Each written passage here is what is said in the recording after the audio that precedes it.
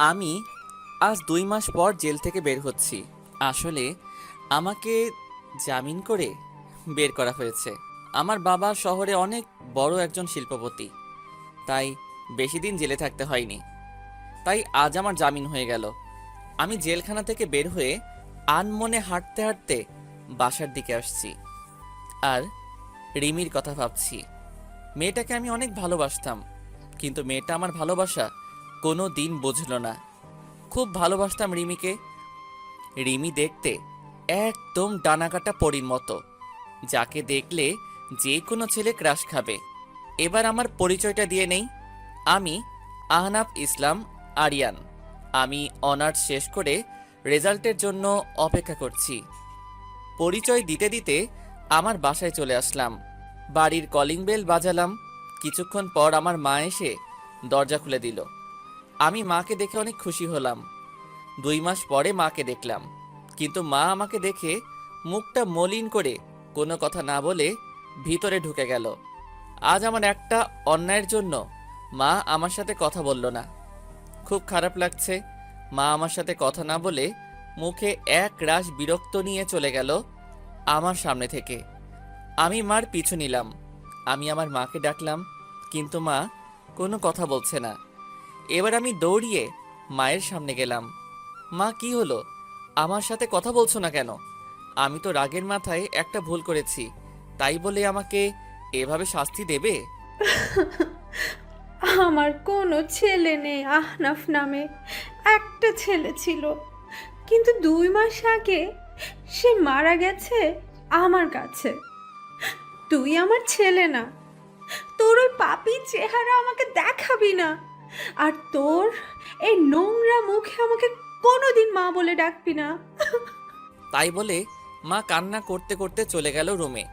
এবার মায়ের কথা শুনে আমার দু চোখ বেয়ে অঝোর ধারায় পানি পড়তে থাকলো। শেষ পর্যন্ত আমার মা আমাকে দূরে ঠেলে দিল। খুব কষ্ট হচ্ছে, তাই রুমে এসে দরজা বন্ধ করে অনেকক্ষণ কান্না করলাম। কান্না করতে করতে কখন যে ঘুমিয়ে পড়েছি নিজেই জানি না। ঘুম ভাঙল দরজার ঠক ঠক শব্দে। আমি উঠে দরজা খুলে দিলাম। দরজা খুলে দেখি বাবা দাঁড়িয়ে আছে। আমি বাবাকে দেখে কান্না করে দিলাম আর বাবাকে জড়িয়ে ধরলাম। আসলে বাবার সাথে আমি খুব ফ্রি ছিলাম। কান্না করিস না, সব ঠিক হয়ে যাবে। আর কাল থেকে তুই অফিসে জয়েন করবি, তারপর দেখবি সব ঠিক হয়ে যাবে। আচ্ছা বাবা, তুমি যা বলবে তাই হবে। আর একটা কথা তোকে না জানিয়ে আমি বড় একটা সিদ্ধান্ত নিয়েছি। আশা করি তুই আমার কথা রাখবি। বলো বাবা, আমি তোমার সব কথা রাখবো। আমি তোর সাথে রিমির বিয়ে ঠিক করেছি, কারণ তোর জন্য রিমির জীবন নষ্ট হোক আমি তা চাই না। তাই আমি এই সিদ্ধান্তটা নিয়েছি। তুমি যা ভালো বোঝো তাই করো। আপনারা ভাবছেন এই রিমিটা কে? আসুন, 2 মাস আগের কাহিনী বলছি। সকালে ঘুমিয়ে আছি, হঠাৎ ফোনের শব্দে ঘুম ভেঙে গেল। আমি বিরক্ত হয়ে ফোনটা রিসিভ করলাম। দেখি আমার বন্ধু ফোন দিয়েছে। আমার বন্ধুর নাম রাজু। ওই শালা এত সকালে ফোন দিয়ে আমার আরামের ঘুম নষ্ট করলি কেন রে? আরে রাখ তোর আরামের ঘুম। আর এদিকে রিমি ভাবি অন্য একটা ছেলের সাথে এক রিক্সায় কলেজে যাচ্ছে, তুই তাড়াতাড়ি কলেজে চলে আয়। রাজুর মুখে রিমির কথা শুনে আমার নিমিষেই ঘুম উধাও হয়ে গেল। আমি তাড়াতাড়ি উঠে ফ্রেশ হয়ে কলেজের জন্য রওনা দিলাম। আসুন রিমির সাথে পরিচয় করে দেই। রিমি আমাদের কলেজে 2য় বর্ষের ছাত্রী। আমি রিমিকে 2 বছর ধরে ভালোবাসি। রিমিকে অনেকবার প্রপোজ করেছি, কিন্তু রিমি রাজি হয়নি। রিমিকে আমি অনেক ভালোবাসি, যা রিমিকে কেউ এরকমভাবে ভালোবাসতে পারবে কি না আমার জানা নাই। পরিচয় দিতে দিতে কলেজে চলে আসলাম। এসে দেখি রিমি একটা ছেলের পাশে বসে আছে আর হেসে কথা বলছে। আমার মাথায় প্রচণ্ড রাগ উঠে গেল। আমি সোজা গিয়ে রিমির পাশে বসা ছেলেটির শার্টের কলার ধরে সোজা নাকে একটা ঘুষি মারলাম, আর ছেলেটি নাকে হাত দিয়ে সোজা মাটিতে বসে পড়ল। ওই তোরে বলছি না কোনো ছেলের সাথে যেন না মিশতে, তারপরেও তুই কেন ওই ছেলের সাথে কথা বলছিস? হুম? আপনি ওকে মারলেন কেন? আপনি জানেন ছেলেটি কি হয় আমার? ও আমার কাজিন হয়। আসলে আপনাদের মতো এমন বখাটেদের জন্য আমাদের মতো মেয়েরা আজ অসুরক্ষিত। আপনি একটা বখাটে, আর যাই হোক আপনাকে ভালোবাসা যায় না। রিমি, আমি সরি, আমি তোমাকে অনেক ভালোবাসি, আর সেই জন্য তোমার পাশে আমি কাউকে সহ্য করতে পারি না। প্লিজ আমাকে ক্ষমা করে দাও। আমি কোনো রাস্তার বখাটে মাস্তানকে ভালোবাসতে পারবো না, যে কিনা রাস্তার কুকুরের মতো মেয়েদের পেছনে পড়ে থাকে। তাই বলে রিমি চলে গেল কলেজ থেকে। রিমির কথা শুনে খুব কষ্ট হতে লাগলো। যাকে আমি নিঃস্বার্থভাবে ভালোবাসলাম সে আমাকে রাস্তার কুকুর বলল। কিন্তু হঠাৎ করে মাথায় প্রচণ্ড রাগ উঠে গেল। আমাকে রাস্তার বখাটে মাস্তান বলল। আমি যদি বখাটে মাস্তান হই তাহলে বখাটের মতোই রিমির ভালোবাসা আদায় করে নিব। কাল রিমিকে দেখাবো বখাটেরা কিভাবে ভালোবাসে। পরের দিন সকালে রিমির জন্য অপেক্ষা করছি রাস্তায়। আজ রিমিকে বখাটে বলার শাস্তি পেতে হবে। কিছুক্ষণ পর রিমি আসলো, তবে আজ একা এসেছে। আমি কোনো কথা না বলে রিমিকে জোর করে তুলে নিয়ে বাইকে বসিয়ে প্রচণ্ড স্পিডে বাইক চালিয়ে একটা পুরনো ভাঙা ঘরে নিয়ে চলে আসলাম। আসার সময় রিমি অনেক চিৎকার করছিল আর অনেক ভয় পেয়ে গিয়েছিল। রিমি দেখো, আমি তোমাকে অনেক ভালোবাসি। তোমাকে আমি কোনো হার্ট করতে চাই না। তোমাকে আমি 2 বছর ধরে ভালোবাসি। কোনোদিন তোমার সাথে খারাপ ব্যবহার করিনি, তাহলে কেন আমাকে ভালোবাসতে পারবে না? তুমি বখাটে মাস্তান তা তোমার এমন আচরণেই বোঝা যায়। তুমি যদি আমায় সত্যিই ভালোবাসতে তাহলে আমাকে এমন ভাবে তুলে নিয়ে আসতে পারতে না, কারণ এগুলো রাস্তার বখাটেগুলোই পারে এমন কাজ করতে, যার কারণ তার মা বাবা তাকে ঠিকভাবে কোনোদিন শাসন করেনি। তুমি এরকম, তাহলে তোমার বাবা মা কিরকম হবে আল্লাহই জানে। এবার আমার মাথায় রাগ উঠে গেল। তুই আমাকে যা বলার বল, কিন্তু আমার মা বাবাকে তুই কেন মাঝখানে তুললি? কেন? আমি এবার রিমিকে শরীরের সব শক্তি দিয়ে রিমিকে একটা চড় মারলাম, আর রিমি পাশে পড়ে গেল। আমি তখন রিমির কাছে গিয়ে রিমির শরীর থেকে ওড়না ছুঁড়ে ফেলে দিয়ে রিমির উপর শারীরিক অত্যাচার করলাম। আমাদের ভাষায় যাকে বলে ধর্ষণ। হ্যাঁ, আমি রিমিকে ধর্ষণ করেছি। আমাকে বখাটে বলে, মাস্তান বলে, আমার মা বাবাকে গালি দেয়। রিমি আমাকে আটকানোর অনেক চেষ্টা করেছিল, কিন্তু পারেনি। আমার শক্তির সাথে রিমি আমার পা পর্যন্ত ধরেছিল, কিন্তু আমার সেই সময় মাথায় প্রচণ্ড রাগ উঠেছিল। রিমি একভাবে কান্না করেই যাচ্ছে। কিছুক্ষণ পর সেখানে কিছু মানুষ আসলো। হয়তো রিমির চিৎকার শুনে মানুষ চলে এসেছে। মানুষগুলো আমাকে একসময় মারতে লাগলো। তারপর আমার আর কিছু মনে নেই। যখন জ্ঞান ফিরে তখন আমি জেলখানায়। তারপর আমার বাবা আসলো। বাবা সব কাহিনী শুনতে চাইলো। বাবাকে আমি সব খুলে বললাম। বাবা বলল, তুই চিন্তা করিস না, আমি তোকে যত তাড়াতাড়ি সম্ভব জামিন করিয়ে নিয়ে যাব। আমি জেলে থাকতে রিমিডার কোনো খোঁজ খবর পাইনি। এমনকি আমার মা আমাকে দেখতে আসেনি। বাবা মাঝে মাঝে আসতো আমাকে দেখতে, আর তার 2 মাস পর জামিন হয়ে যায়। আর তার পরের কাহিনী সব আপনারা তো জানেন। পরের দিন ঘুম থেকে উঠে ফ্রেশ হয়ে গুছিয়ে অফিসে যাওয়ার প্রস্তুতি নিচ্ছি। সব কিছু গুছিয়ে নিচে এসে দেখি মা বাবা সবাই একসাথে নাস্তা করছে। আমি যেই নাস্তা করার জন্য টেবিলে বলতে যাব, তখনই আমার মা নাস্তা রেখে উঠে চলে গেল। নিজের প্রতি খুব খারাপ লাগছে। আমার জন্য মা নাস্তা না করে উঠে চলে গেল। মা আমার সাথে কথা বলা বন্ধ করে দিয়েছে। তারপর আমিও নাস্তা না করে বাবার সাথে অফিসে চলে গেলাম। অফিসে এসে সবার সাথে পরিচয় হয়ে নিলাম। দিনটা খুব ভালো কাটলো। হঠাৎ করে বাবা আমার ডেস্কে আসলো। আগামী শুক্রবার তোর বিয়ের প্রস্তুতি নিয়ে রাখছি। দেখতে দেখতে শুক্রবার চলে আসলো। কোনো আয়োজন বাদেই বিয়ে হয়ে গেল। শুধু 2 পরিবারের মানুষ ছিল, আর কেউ ছিল না। আমি এখন বাসর ঘরের সামনে দাঁড়িয়ে আর ভাবছি রিমির সামনে কোন মুখ নিয়ে যাব। রিমি কোনোদিন মেনে নিতে পারবে আমাকে? তারপর 3 টাকার সাহসে নিয়ে রুমে ঢুকে পড়লাম, কারণ রিমিকে বিয়ে করার ব্যাপারে কোনো আপত্তি ছিল না, কারণ রিমিকে আমি ভালোবাসতাম। আর আমার রাগের কারণে রিমির জীবনটা নষ্ট হয়ে গেল। রুমে ঢুকে দেখি রিমি বসে বসে কান্না করছে। আমি রিমির পাশে বসতে যাব, তখনই রিমি আমাকে এক ঝাটকায় সরিয়ে দিয়ে বলল, তুই আমার পাশে আসবি না, তোর জন্য আমার জীবন নষ্ট হয়ে গেছে, তোর জন্য আমার বাবা মার সম্মান নষ্ট হয়ে গেছে। তোকে আমি কোনোদিন ক্ষমা করব না, আর তোকে স্বামী হিসেবে কোনোদিন মানবো না। তুই কোনোদিন আমার কাছে স্বামীর অধিকার দেখাতে আসবি না। রিমি, আমি তোমাকে এর আগেও ভালোবাসতাম, আর এর পরেও ভালোবাসবো। সেদিন রাগের মাথায় ওসব কাজ করেছি। প্লিজ আমাকে ক্ষমা করে দাও। আমার ঘুম আসতেছে, আমি ঘুমাবো। আর রাস্তার বখাটে মাস্তানের সাথে আমি এক খাটে ঘুমাতে পারবো না। আর যদি আবার রাগ হয় তাহলে আবার আমাকে রাস্তার কুকুরের মতো ভোগ করো। সেটা তো তুমি খুব ভালো করেই পারবে। তাই বলে রিমি ঘুমিয়ে পড়ল আর আমি নিচে বিছানা পেতে ঘুমিয়ে পড়লাম। রিমি আমাকে কোনোদিন মেনে নেবে না সেটা আমি জানতাম, কিন্তু রিমি কেন বোঝে না যে আমি রিমিকে অনেক ভালোবাসি। রিমি বিছানায় শুয়ে পড়ল আর আমি নিচে একটা চাদর আর বালিশ নিয়ে শুয়ে পড়লাম। সকালে ঘুম থেকে উঠে দেখি রিমি এখনো শুয়ে আছে, কিন্তু রিমি অনেক চেঞ্জ হয়ে গেছে। আগে মেয়েটা অনেক সুন্দর ছিল, এই 2 মাসে রিমি অনেক শুকিয়ে গেছে। মনে হয় নিজের শরীরের যত্ন নেয় না। রিমি নড়াচড়া করছে, মনে হয় ঘুম থেকে এখনই উঠে পড়বে। তাই আমি তাড়াতাড়ি বাথরুমে ঢুকে পড়লাম ফ্রেশ হতে। ফ্রেশ হয়ে বাইরে বেরিয়ে দেখি রিমি হাঁটু ভাঁজ করে বিছানার উপর মাথা নিচু করে বসে আছে। কি হয়েছে রিমি, তুমি এমনভাবে বসে আছো কেন? ফ্রেশ হবে না? এবার রিমি মাথা তুলল, দেখি রিমি কান্না করছে। মুহূর্তের মধ্যে মনটা খারাপ হয়ে গেল। আমি কান্না করি আর যাই করি, আপনাকে না দেখলেও চলবে। যে মানুষটা আমার সবকিছু শেষ করে দিয়েছে, আমার স্বপ্ন, আশা, ইজ্জত, যে মানুষটা নিমেষেই সব শেষ করে দিয়েছে, তার সাথে আমার এক রুমে থাকতে হচ্ছে। কতটা ঘৃণা করি আপনাকে জানেন আপনি? আপনাকে দেখলে আমার মনে হয় যে নিজেকে শেষ করে দেই। আর আজ পরিস্থিতির কারণে আপনি আমার স্বামী, তাই আমি আমার মতো থাকবো আর আপনি আপনার মতো। আর যদি রাস্তার কুকুরদের মতো যদি আবার আমাকে ভোগ করতে চান তাহলে করতে পারেন, কারণ বিয়ের আগে আপনি একটা মেয়ের বেঁচে থাকার সম্বলকে ছিনিয়ে নিয়েছেন। তাই আপনাকে আমি ঘৃণা করি আর আজীবন ঘৃণা করব।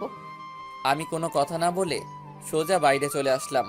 কিছুক্ষণ হেঁটে বাসায় আসলাম আর ভাবতে লাগলাম রিমিকে কোনোদিন ইচ্ছার বিরুদ্ধে স্পর্শ করব না। মেয়েটা এই 2 মাস অনেক অপমান সহ্য করতে হয়েছে, তাই রিমি যেন সুখে থাকে, তাই তাকে তার মতো থাকতে দেব। বাসায় এসে দেখি মা আর রিমি রুমে রান্না করছে। মা আর রিমি তারা দুজনে হেসে হেসে কথা বলছে। মনটা ভালো হয়ে গেল যে রিমি মাকে আপন করে নিয়েছে। আমি সোজা রুমে চলে আসলাম, এসে গুছিয়ে নিলাম, অফিস যেতে হবে। ব্যাগ নিয়ে নিচে এসে দেখি মা আর রিমি একসাথে বসে নাস্তা করছে। আমি একটু না অনেক অবাক হলাম, কারণ মা আমাকে ছাড়া কোনোদিন নাস্তা করেনি। খুব কষ্ট হতে লাগলো। দেখলাম আমার নাস্তাটা টেবিলের একপাশে রাখা আছে। আমি একবার রিমি আর একবার মায়ের দিকে তাকালাম, দেখি তারা মাথা নিচু করে নাস্তা করছে। আমার ভীষণ রাগ হতে লাগলো, কারণ তারা আমাকে একবারও ডাকলো না নাস্তা করতে। তাই আমি নাস্তা না করেই অফিসে চলে গেলাম। গিয়ে আব্বুর সাথে সব কিছু দেখাশোনা করতে থাকলাম।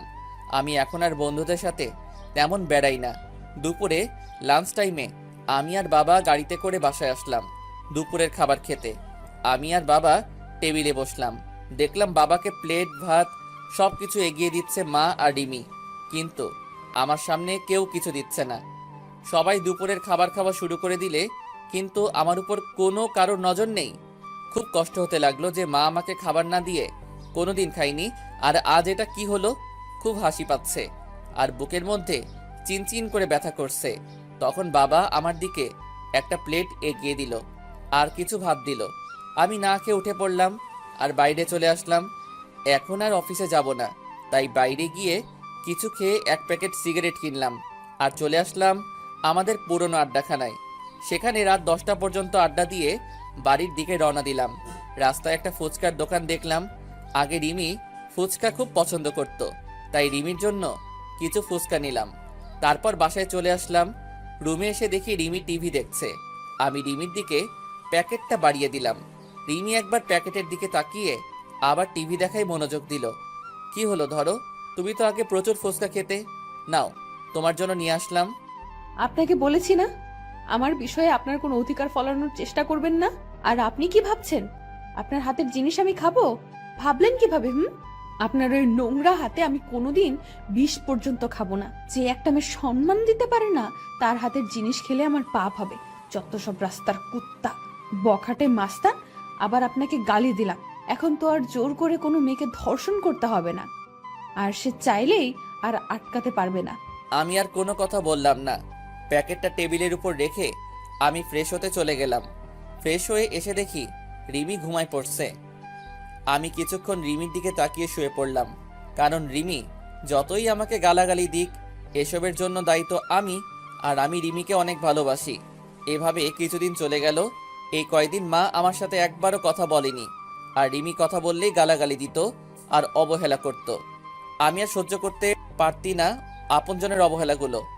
আমি এই কয়দিন বাড়িতে খাবার খাইনি, কিন্তু কেউ একবারও জিজ্ঞাসা করেনি কিছু খাইছে কিনা। আজ অফিসে বসে কাজ করছি, আর তখন বাবা এসে বলল রিমি নাকি হঠাৎ করে শরীর খারাপ হয়েছে, মাথা ঘুরে পড়ে গেছে। আমি আর বাবা তাড়াতাড়ি গাড়ি নিয়ে বাসায় চলে আসলাম। এসে দেখি রিমি আর মা রিমির সাথে কথা বলতেছে। রিমি বিছানায় শুয়ে আছে আর মা রিমির মাথায় হাত বুলিয়ে দিচ্ছে। আমি আসা মাত্রই মা রুম থেকে চলে গেল। আমি গিয়ে রিমির পাশে বসলাম, আর রিমি একটু দূরে সরে গেল। কি হয়েছে তোমার? বাবা বলল তোমার শরীর খারাপ। কি হলো বলো, কি হয়েছে? বড় সমস্যা হলে ডাক্তারের কাছে নিয়ে যাব। আমি মা হতে চলেছি। কি? আমি বাবা হতে চলেছি?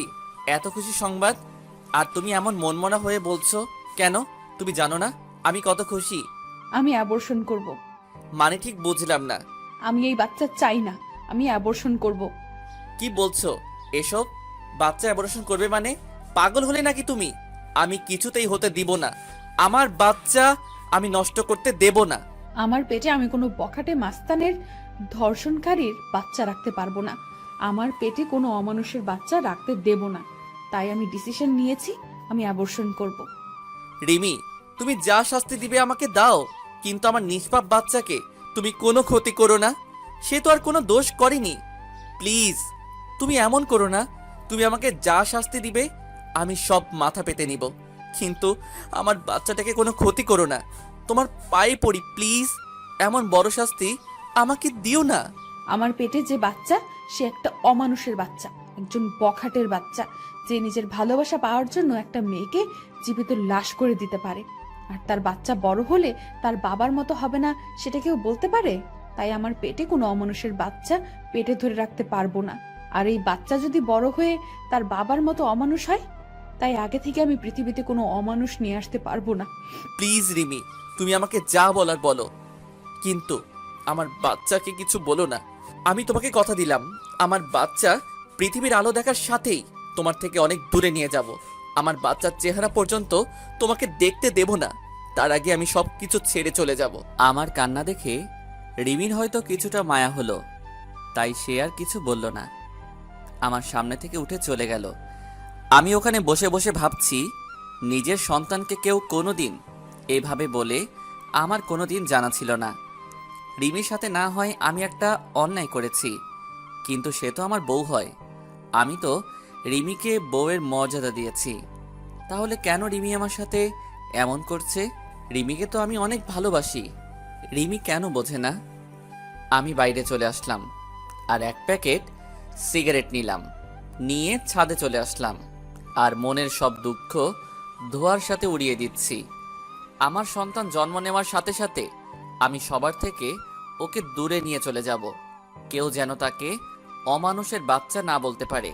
রিমি তো আমার সন্তানকে কোনো দিন মেনে নেবে না, তাই সবাইকে বোঝার আগে আমি আমার সন্তানকে নিয়ে অনেক দূরে চলে যাব। চাইলেই আর খুঁজে পাবে না। সিগারেট শেষ করে নিচে আসলাম, এসে দেখি সবাই একসাথে বসে রাতের খাবার খাচ্ছে। আমার মনটা আবার খারাপ হয়ে গেল। আজকেও আমাকে না ডেকে সবাই একসাথে খাওয়া শুরু করে দিয়েছে। আমি আমার রুমের দিকে যাচ্ছি, তখন বাবা আমাকে ডাকলো খাবার খেতে। আমার ক্ষুধা নাই বলে রুমে চলে আসলাম। আমার মায়ের কাছে আমি এতটাই ঘৃণার পাত্র হয়ে গেলাম যে আমার সাথে এই কয়টা দিন একটা কথাও বলেনি। আমি নিচে বিছানায় পেতে শুয়ে পড়লাম।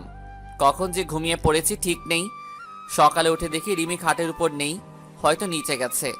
আমি উঠে ফ্রেশ হয়ে নাস্তা না করে অফিসে চলে আসলাম। বিকালে অফিস শেষে বাসায় আসার সময় রিমির জন্য কিছু জিনিস নিয়ে নিলাম, কিছু ফল আর মাদার হরলিক্স আর অন্যান্য মায়ের শরীরের উপকারে আসে সব কিছু নিয়ে আসছি। তখন অঝোর ধারায় বৃষ্টি হতে লাগলো। আজ খুব বৃষ্টিতে ভিজতে ইচ্ছে করছে। অনেক দিন বৃষ্টিতে গোসল করিনি। আমার আবার বৃষ্টিতে ভিজলে জ্বর ঠান্ডা লাগে। আমি কোনো কিছু না ভেবে একভাবে হেঁটে চলেছি। বাসায় এসে কলিং বেল বাজালাম, দেখি আব্বু দরজা খুলে দিছে। কিরে, তুই বৃষ্টিতে কেন ভিজছস? তোর জ্বর আসবে। কিছু হবে না, অনেকদিন পর বৃষ্টিতে ভিজেছি তাই ভালো লাগছে। আমার রুমে চলে আসলাম। এসে দেখি রিমি জানালার গ্রিল ধরে এক মনে বাইরে তাকিয়ে আছে। আমি রিমিকে ডাক দিলাম। রিমি আমার দিকে তাকালো। আমি রিমির হাতে ফল আর হরলিক্সের প্যাকেটটা দিতে যাব, তখন রিমি চিৎকার করে রেগে বলল, আপনাকে এইসব আনতে বলেছে কে? এসব ঢঙের কোনো দরকার নেই। আমার জীবনটা শেষ করে এখন নাটক করতে আসছে। যত সব ঢং দেখলে বাঁচি না। আর আপনি ভাবলেন কি করে একটা অমানুষের হাতের জিনিস আমি খাবো? যদি সারাদিন না খেয়েও থাকি তবুও আপনার মতো একটা মানুষের কোনো জিনিস খাবো না। রিমি, আমি এসব কিছু আনতে চাইনি, শুধু আমাদের বাচ্চাটার জন্য নিয়ে এসেছি। তুমি আমাকে যেভাবে শাস্তি দেবার দাও, আমাদের বাচ্চাটাকে কোনো শাস্তি দিও না। তুমি এগুলো আমার বাচ্চার জন্য নিয়মিত খাও। আমাদের বাচ্চা মানে শুধু আপনার বাচ্চা, আমার কোনো বাচ্চা নেই। তাও আবার আপনার মতো একটা জানোয়ারের বাচ্চা নেব আমি? কোনোদিন না, কোনো দিন সম্ভব না। আচ্ছা, শুধু আমার বাচ্চা তোমাকে বাচ্চার মা বলে, আমি কোনোদিন পরিচয় দেব না। তুমি নিশ্চিন্তে থাকতে পারো, শুধু আমার বাচ্চাটার জন্য এগুলো নাও। এবার রিমি রাগী মুখে আমার হাত থেকে প্যাকেট নিয়ে অন্য রুমে চলে গেল, আর আমি ফ্রেশ হতে চলে গেলাম। ফ্রেশ হয়ে এসে দেখি রিমি বিছানায় শুয়ে পড়ছে। আমি ফ্লোরে বিছানা পেতে শুয়ে পড়লাম। মাঝরাতে আমার শরীরে কাঁপুনি দিয়ে জ্বর আসলো। আমি একটা চাদর নিয়ে শুয়ে পড়লাম। যখন ঘুম ভাঙলো তখন দেখি সকাল 12টা বেজে গেছে, আর আমার পাশে বাবা বসে আছে আর মাথায় পানি দিচ্ছে। তাহলে সারা রাত আমার শরীরে জ্বর ছিল, কিন্তু রিমির তো জানার কথা যে আমার জ্বর এসেছে। হয়তো রিমি আমার উপর ঘৃণা করে, আমার শরীরে হয়তো স্পর্শ করেনি। বাবা, তুমি এখানে? রিমি মাথায়। সকালে অফিসে গিয়ে দেখি তুই আসিসনি, আবার ফোন বন্ধ। তাই আমি বাড়িতে এসে দেখি তুই জ্বরে শরীর কাঁপুনি দিয়ে উঠছে, তাই আমি মাথায় পানি দিয়ে দিচ্ছি। আসলে বাবা সব জানে যে রিমি আর মা আমার সাথে কথা বলে না, তাই হয়তো বাবা আমার খোঁজ খবর নিচ্ছে। আমার চোখ দিয়ে কয়েক ফোঁটা পানি বের হয়ে গেল। আমার মায়ের জন্য আমার উপর একটু মায়া হলো না। আর রিমিকে তো আমি নিজের থেকেও ভালোবাসি, তাহলে রিমি অন্তত একটু দেখতো যে আমি মারা গেছি না বেঁচে আছি। বাবা কিছু খাবার নিয়ে আসবে, রাতে থেকে কিছু খাওয়া হয়নি। একটু বস, আমি বৌমাকে পাঠিয়ে দিচ্ছি। না বাবা, দরকার নেই, আমি বাইরে থেকে খেয়ে নেব। আমি সব বুঝি রে বাবা, মেয়েটা তোকে এখনো ক্ষমা করতে পারেনি। আমি নিয়ে আসছি খাবার। তাই বলে বাবা চলে গেল নিচে খাবার আনতে, আর আমি বিছানায় শুয়ে আছি।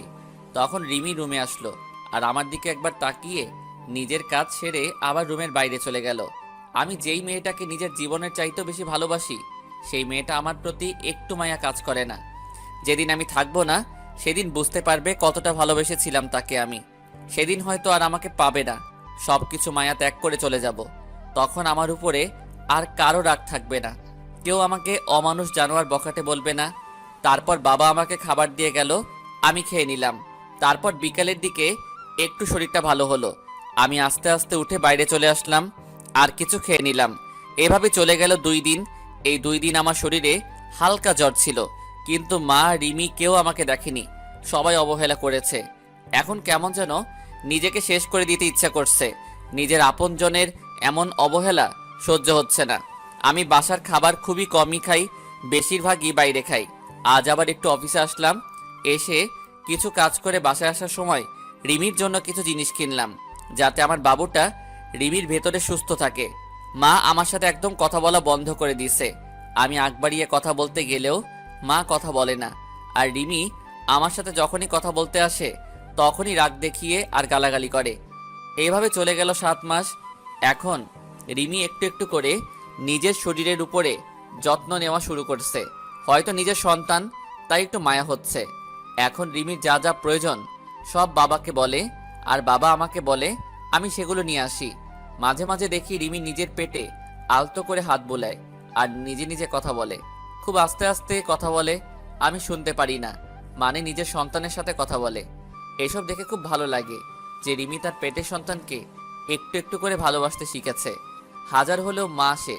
আর রিমি আগে সবসময় কেন মনমরা আর উদাস হয়ে থাকতো, এখন আর আগের মতো থাকে না, আবার আগের মতো স্বভাবটা ফিরে আসছে। আর এখন রিমি আমার দিকে কেন আর চোখে তাকায়, তবে মাঝে মাঝে আমি সেগুলো দেখেও না দেখার ভান করে থাকি। হয়তো নিজের বাচ্চার সাথে সাথে আমার উপরও একটু একটু মায়া জন্মাতে শুরু করছে, কিন্তু সেদিক থেকে আমার কোনো ইচ্ছাই নেই। আমি সারাদিন আমার মতো থাকি, আর রিমি রিমির মতো। আজ মাঝরাতে হঠাৎ করে ঘুমটা ভেঙে গেল, উঠে দেখি রিমি ঘুমিয়ে আছে, আর এতটা হাত রিমির পেটের উপর। হয়তো বাচ্চাকে আদর করতে করতে ঘুমিয়ে পড়েছে। আমি এবার উঠে রিমির পাশে গিয়ে বসলাম, আর আমার হাতটা রিমির পেটে আলতো করে রাখলাম। খুব ভালো লাগছে আমার। ছোট বাবুটা রিমির মধ্যে আস্তে আস্তে বড় হচ্ছে। আমি আস্তে আস্তে মাথাটা নিচু করে রিমির পেটে চুমু খেতে যাব, তখন রিমির ঘুমটা ভেঙে যায়। আর রিমির পেটে আমার হাত দেখে আর আমার মুখটা রিমির পেটের কাছে দেখে রিমির চোখ রাগে ভরে গেল। আর রিমি আমাকে আমার পাওনাটা বুঝিয়ে দিল। রিমি আমাকে 2টা চড় মারলো আর আমাকে ধাক্কা দিয়ে দূরে সরিয়ে দিল। আমি গালে হাত দিয়ে রিমির দিকে এক দৃষ্টিতে তাকিয়ে আছি, আর রিমির চোখ দিয়ে যেন আগুন বের হচ্ছে। কুত্তা, তুই আমার কাছে কেন এসেছিস? আমার জীবনটা নষ্ট করে তোর শান্তি হয়নি? ছোট লোক একটা, তোর কোনো মনুষ্যত্ব বোধ নেই। তুই দেখছিস আমার পেটে 7 মাসের বাচ্চা, তারপরে তুই কিভাবে আমার কাছে আসছিস? হ্যাঁ, তোর মতো জানোয়ারকে আমার আর বিশ্বাস নেই। ছি ছি ছি, মনে হচ্ছে আমি এক্ষুনি এই পৃথিবী ছেড়ে চলে যাই। প্লিজ রিমি, তুমি বিশ্বাস করো, আমার কোনো খারাপ উদ্দেশ্য ছিল না। আমি আমার সন্তানকে একটু স্পর্শ করতে চেয়েছিলাম। তুমি বিশ্বাস করো, আমার কোনো খারাপ উদ্দেশ্য ছিল না। বিশ্বাস করব তোকে? তুই ভাবলি কি করে তোর মতো একটা ছোট লোক জানোয়ারের বাচ্চা কুকুরকে বিশ্বাস করব? আমার ভাবতেও ঘৃণা হচ্ছে যে একটা 7 মাসের গর্ভবতী মায়ের কাছে তোর আসতে একটু বিবেকে বাঁধলো না। আজ থেকে তুই আর এই রুমে থাকতে পারবি না। তোকে আস্তে আস্তে মেনে নিতে চেয়েছিলাম, কিন্তু তুই কোনোদিন ভালো হবি না। আসলে রাস্তার কুকুর কোনোদিন ভালো হয় না। আমি আর কিছু না বলে বাইরে চলে আসলাম। এসে ছাদে চলে আসলাম। খুব কষ্ট হচ্ছে আমার। রিমি আবার আমাকে ভুল বুঝলো। আমি তো আমার সন্তানকে একটু স্পর্শ করতে চেয়েছিলাম, আর রিমি আমাকে থাপ্পড় মারলো। নিজের অজান্তেই চোখ দিয়ে 2 ফোঁটা নোনা পানি বের হলো। আজকে নিজেকে শেষ করে দিতে ইচ্ছা হচ্ছে, কিন্তু আমাকে বেঁচে থাকতে হবে। আমার সন্তানের জন্য আমাকে বেঁচে থাকতে হবে, নইলে আমার মতো আমার সন্তানও এমন অবহেলা পাবে। আর নিজের আপনজনের কাছ থেকে এমন অবহেলা পেলে সে নিজেও ঠিক থাকতে পারবে না। তাই আমি আমার সন্তানকে নিয়ে এই পরিবার, এই শহর থেকে অনেক দূরে চলে যাব। চাইলেও কেউ আর খুঁজে পাবে না। সারা রাত এভাবে ছাদে কাটিয়ে দিলাম। রিমির কথা ভাবতে ভাবতে কখন যে সকাল হয়ে গেছে ঠিক খেয়াল করিনি। সকালে নিচে চলে আসলাম। এসে সোজা মায়ের রুমে চলে গেলাম। দেখি মা বসে আছে। আমি মায়ের কাছে গিয়ে মায়ের সামনে হাঁটু গেড়ে বসে পড়লাম। মা, কেন তুমি আমার সাথে এমন ব্যবহার করছো? কেন এমন অবহেলা করছো? তুমি তো জানো আমি অবহেলা একদম সহ্য করতে পারি না। সেদিন রিমি তোমাদের নামে অনেক খারাপ ভাষায় গালাগালি করছিল, তাই আমি রাগের মাথায় রিমির সাথে এমন ব্যবহার করি। চাইলে তুমি আমাকে মারতে পারো, আর যদি না শাস্তি দাও তাহলে তুমি একবার বলো যে এ বাড়ি থেকে চলে যেতে। আমি সব কিছু ছেড়ে চলে যাব, আর কোনোদিন তোমার এই শয়তান ছেলের মুখ দেখতে দেব না। তোর সাথে আমার কোনো কথা নেই। আমি আগেই বলেছি, আমার ছেলে সেদিনই মারা গেছে। আমার কাছে যেদিন সে ওরকম একটা নোংরা কাজ করেছিল, আর আমি কারো মা না, আমার কোনো ছেলে নেই। তুই যেখানে পারিস সেখানে চলে যা, আমার কিচ্ছু যায় আসে না। ঠিক আছে মা, আমি আর কোনোদিন তোমাকে মা বলে ডাকবো না। আমি চলে যাব, সবাইকে ছেড়ে চলে যাব। তখন এই শয়তানটার চেহারা তোমাকে আর দেখতে হবে না, আর কোনো অমানুষ তোমাকে মা বলে ডাকবে না। আমি মায়ের রুম থেকে চলে আসলাম নিজের রুমে। রুমে ঢুকে দেখি রিমি বাথরুমে ফ্রেশ হচ্ছে। আমি তাড়াতাড়ি গুছিয়ে নিলাম অফিস যাওয়ার জন্য, যাতে রিমির ফ্রেশ হওয়ার আগে আমি অফিসে চলে যেতে পারি। রিমির বাথরুম থেকে বের হবার আগে আমি অফিসে চলে আসলাম। বাইরে থেকে কিছু নাস্তা করে অফিসে প্রবেশ করলাম। সারাদিন অফিস করে বিকালে যখন ছুটি হলো, তখন ভাবলাম এখন বাসায় গেলে রিমি মা হয়তো আমাকে দেখে আবার বিরক্ত হতে পারে। তাই একটু পার্কে বসে বন্ধুদের সাথে আড্ডা দিয়ে রাত 12টার সময় বাসায় আসলাম। বাসায় এসে অন্য রুমে ঘুমাতে চলে গেলাম। আজ আর নিজের রুমে ঘুমাতে যাইনি, কারণ রিমি আমাকে দেখলে আবার রাগ করবে। আবার মাঝরাতে আমি কিছু করব ভেবে সারা রাত জেগে থাকতে পারে, আর সারা রাত জেগে থাকলে আমার বাচ্চাটার ক্ষতি হতে পারে। তাই আজ অন্য রুমে ঘুমিয়ে পড়লাম। এভাবে আরও 1 মাস চলে গেল। এই 1 মাসে আমি কারোর সাথে কথা বলিনি, মানে কেউ আমার সাথে কথা বলেনি। শুধু বাবা কথা বলতো আমার সাথে, আর কথা বলবে কিভাবে? আমার সাথে এখন কারো দেখা হয় না। খুব সকালে উঠে অফিস চলে যাই, আর ফিরি অনেক রাত করে, তাই কারোর সাথে দেখা হয় না। আর যদিও ভুল করে মা অথবা রিমির সামনে চলে আসে, তখন আমি মাথা নিচু করে চলে আসি। আর এই 1 মাস আমি কোনোদিন বাসার কোনো খাবার খাইনি। হয়তো আমার জন্য রান্না করা বন্ধ হয়ে গেছে। একদিন সকালে আমার ঘুম থেকে উঠতে দেরি হয়ে গেছে, তাই আজ আর সকালে বাসা থেকে বের হতে পারিনি। তাড়াতাড়ি ঘুম থেকে উঠে ফ্রেশ হয়ে অফিসে যাওয়ার জন্য তৈরি হয়ে যেই রুম থেকে বের হব, তখন দেখি রিমি আমার রুমের দরজার সামনে দাঁড়িয়ে আছে। আমি রিমির এক সাইড করে চলে আসতে যাব, তখন দেখি রিমি আমাকে কি বলতে চাইলো। আমি শুনেও না শোনার ভান করে চলে আসলাম। হয়তো বলতে চেয়েছিল যে কিছু ফল আর কিছু হেলদি খাবার কিনে আনার জন্য বলতে চাইছিল। তাছাড়া রিমি আমার সাথে কেন কথা বলবে? তাই আমি অফিসে চলে আসলাম। সারাদিন অফিস করে অফিস শেষে ফলের দোকানে গিয়ে অনেক ফল, মাদার হরলিক্স সব কিছু কিনলাম। কিনে বাবার কাছে গেলাম। বাবার কাছে ফলের প্যাকেটটা দিয়ে বললাম এইগুলো রিমিকে দিতে। বাবা কিছুক্ষণ আমার দিকে তাকিয়ে রইল। বাবা সব কিছু জানে যে মা আর রিমি আমার সাথে কথা বলে না, কিন্তু বাবা কিছু বলতে পারে না। দোষটা তো আমারই ছিল। তারপর অফিস শেষ করে রাত 11:30 বাসায় আসলাম। দেখি সব রুমেই লাইট অফ মনে হয়, সবাই ঘুমিয়ে পড়ছে। আমি আমার রুমে ঢুকে কাপড় চেঞ্জ করে ফ্রেশ হতে চলে গেলাম বাথরুমে। ফ্রেশ হয়ে এসে দেখি রিমি আমার রুমে খাটের উপর বসে আছে। আমি রিমিকে দেখে কিছুটা ভয় পেলাম। রিমি, তুমি এখানে? কোনো সমস্যা হয়েছে? সমস্যা হলে আমাকে ডাকতে পারতে, তুমি কষ্ট করে কেন এলে? রিমি ভাবছে আমি এতদিন শুধু শুধু মানুষটাকে খারাপ ভেবেছি, কত গালাগালি দিয়েছি, আর সেই মানুষটা আমার সাথে কোনোদিন খারাপ কথা বলেনি, এমনকি আমার উপর কোনোদিন রাগ পর্যন্ত করেনি। রিমি, কি ভাবছো তুমি? কোনো সমস্যা হয়েছে? আর আমি তো বাবার কাছে সব কিছু কিনে দিয়েছি। কোনো কিছু কিনতে ভুলে গেলে বলো, আমি কাল সকালে ড্রাইভারকে দিয়ে পাঠিয়ে দেব। কিছু হয়নি, সবকিছু ঠিক আছে। আপনি রাতে কিছু খেয়েছেন? মনে হয় কিছু খাননি। চলেন আপনাকে খাবার বেড়ে দিই। আমি রিমির কথা শুনে মনে হলো আকাশ থেকে পড়লাম। রিমি আমাকে খাবার জন্য বলছে। খুব অবাক হলাম। আমার খাওয়া নিয়ে কারো চিন্তা করতে হবে না। আর তুমি এত রাত পর্যন্ত জেগে আছো কেন? শরীর খারাপ করবে, যাও ঘুমিয়ে পড়ো। আর এতদিন যখন কেউ আমাকে খাবার খেতে ডাকেনি, আর এখন না ডাকলেই চলবে। তুমি যাও ঘুমিয়ে পড়ো। বেশি রাত জাগলে আমার সন্তানের আবার ক্ষতি হতে পারে, আর আমি চাই না আমার জন্য আমার সন্তানের কোনো ক্ষতি হোক। আসলে সেদিন রাতে আপনাকে ওইভাবে দেখে খুব ভয় আর রাগ উঠে গিয়েছিল, তাই আপনার সাথে সেদিন খারাপ ব্যবহার করেছিলাম। এখন আর ওগুলো নিয়ে আমি আর ভাবি না, সবকিছু অভ্যাস হয়ে গেছে। এখন আর মন খারাপ হয় না। তাই বলে আমি চাদর টেনে শুয়ে পড়লাম, আর রিমি মুখটা মলিন করে চলে গেল।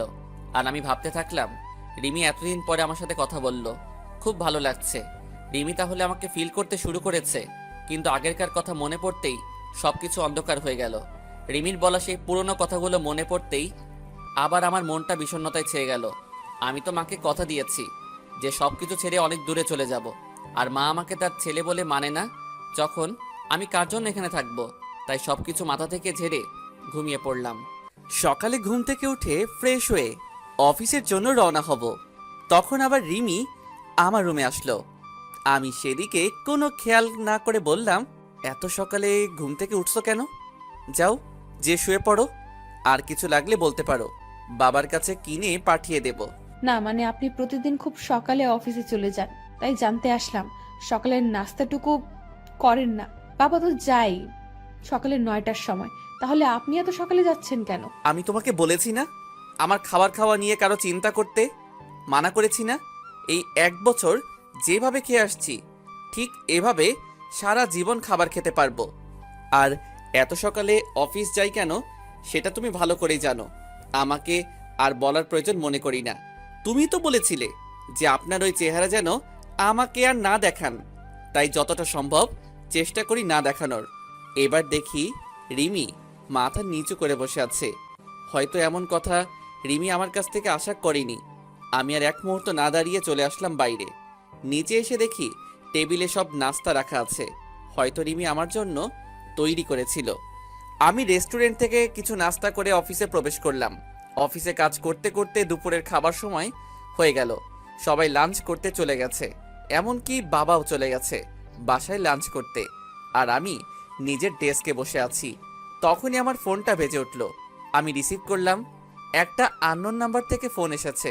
কোনো কাজ নেই, তাই ফোনটা রিসিভ করলাম। হ্যালো, আসসালামু আলাইকুম। ওয়ালাইকুম আসসালাম। কে বলছেন আপনি? আমি রিমি বলছি। আপনি দুপুরে লাঞ্চ করতে বাসায় আসছেন না? আসলে রিমি আমাকে এই প্রথম ফোন দিল তো, তাই নাম্বার আর কণ্ঠ চিনতে পারিনি। আর তার থেকে বেশি অবাক হলাম যে রিমি আমাকে ফোন করে লাঞ্চ করার জন্য বলছে। আমি বাইরে থেকে লাঞ্চটা করে নিয়েছি। আর আমি লাঞ্চ করেছি কিনা করেছি তা কেউ না ভাবলে খুশি হতাম। এতদিন যখন কেউ কোনো খোঁজ খবর রাখিনি, তাই এখনো খোঁজ খবর না রাখলে আমি না খেয়ে মরবো না। মিথ্যা বললাম। তাই বলে আমি ফোনটা রেখে দিলাম। আর ভাবতে থাকলাম হঠাৎ করে রিমি এত চেঞ্জ হলো কিভাবে। বুঝলাম না, সকালে নাস্তা করেছে কিনা, দুপুরে লাঞ্চ করেছে কিনা, সব জানতে চাইছে। এর কারণটা কি হতে পারে? হয়তো আমার উপর হালকা করুণা করছে, কিন্তু আমি কারো উপর করুণা হতে চাই না। এতদিন কিভাবে ছিলাম তা একটা বারও কেউ খোঁজ খবর নেয়নি, তাই এতদিন খোঁজ নেওয়ার কোনো দরকার নেই।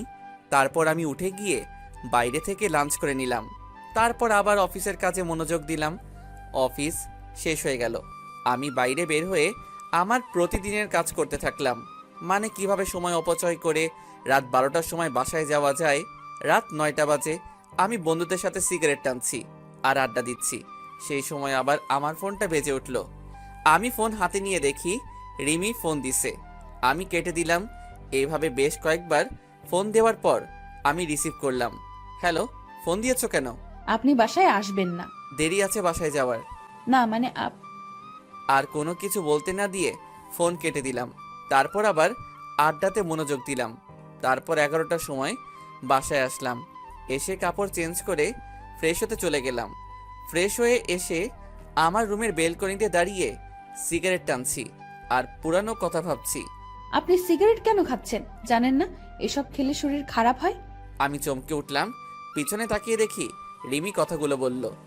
আমি সিগারেট খেয়ে বেঁচে আছি, তাই সিগারেটের বিষয়ে আর কোনো কথা না বললে খুশি হব। প্লিজ ওটা ফেলে দিন, কাশি হচ্ছে আমার আর কষ্ট হচ্ছে, প্লিজ ফেলে দিন। দেখলাম রিমি এক হাত পেটে দিয়ে কাশতে লাগলো। আমার বুকের মধ্যে কেমন অজানা এক ব্যথা অনুভব করলাম, কারণ রিমিকে যে আমি এখনো অনেক ভালোবাসি আর তার মধ্যে গড়ে উঠছে আমার বাবুটা। তাই সিগারেটটা ফেলে দিয়ে রিমির এক হাত ধরে বিছানার উপর বসালাম আর এক গ্লাস পানি এগিয়ে দিলাম। এত রাতে না ঘুমিয়ে এখানে কি করছো? আর আমার চেহারা দেখা তো তোমার পাপ। তুমি আমার রুমে এসেছো, আমাকে দেখছো, কথা বলছো, তোমার পাপ হবে। তুমি চলে যাও আর হাতটা রুমে গিয়ে ডেটল দিয়ে ভালো করে পরিষ্কার করে নিবে, কারণ আমি তো একটা অমানুষ। আর একজন নোংরা মানুষ কাউকে স্পর্শ করলে তা ভালোভাবে ধুয়ে পরিষ্কার করে নিবে। রিমি আমার দিকে কেমন কান্না কান্না ভাবে তাকিয়ে আছে, মনে হয় এখনই কেঁদে দেবে। চোখে পানি জমা হচ্ছে। প্লিজ আমাকে ক্ষমা করে দিন, আপনার সাথে অনেক খারাপ ব্যবহার করেছি, অনেক অবহেলা করেছি, প্লিজ মাফ করে দিন। তুমি কেন মাপ চাইছো? তোমার কোনো দোষ নেই, সব দোষ তো আমার। কারণ আমি যে একটা জানোয়ার, রাস্তার কুকুর, অমানুষ আর সবচেয়ে বড় অন্যায় করেছি তোমার জীবনটা নষ্ট করে। তুমি আমাকে মাফ করে দাও তোমার সুন্দর জীবনটা নষ্ট করার জন্য। হয়তো তুমি আমার থেকে ভালো কাউকে আশা করেছিলে, কিন্তু তোমার জীবনে আমার মতো এতটা অমানুষ আসবে এটা তুমি হয়তো আশা করনি। যা হবার হয়ে গেছে, তুমি এখন গিয়ে ঘুমিয়ে পড়ো। আর তোমার জীবন আগের মতো সুন্দর করে দেওয়ার দায়িত্ব আমার। তুমি আবার আগের মতো চলাফেরা করবে। শুধু আমার বাবুটা বাইরে আসতে দাও, তোমাকে চিরদিনের জন্য সুখী করে দেব। যাও, অনেক রাত হয়েছে, বেশি রাত জাগলে শরীরটা খারাপ করবে, তাই ঘুমিয়ে পড়ো।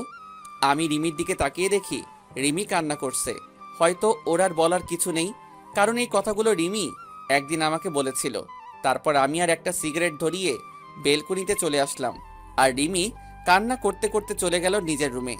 পরের দিন আবার একই সময়ে বের হয়ে গেলাম অফিসের জন্য।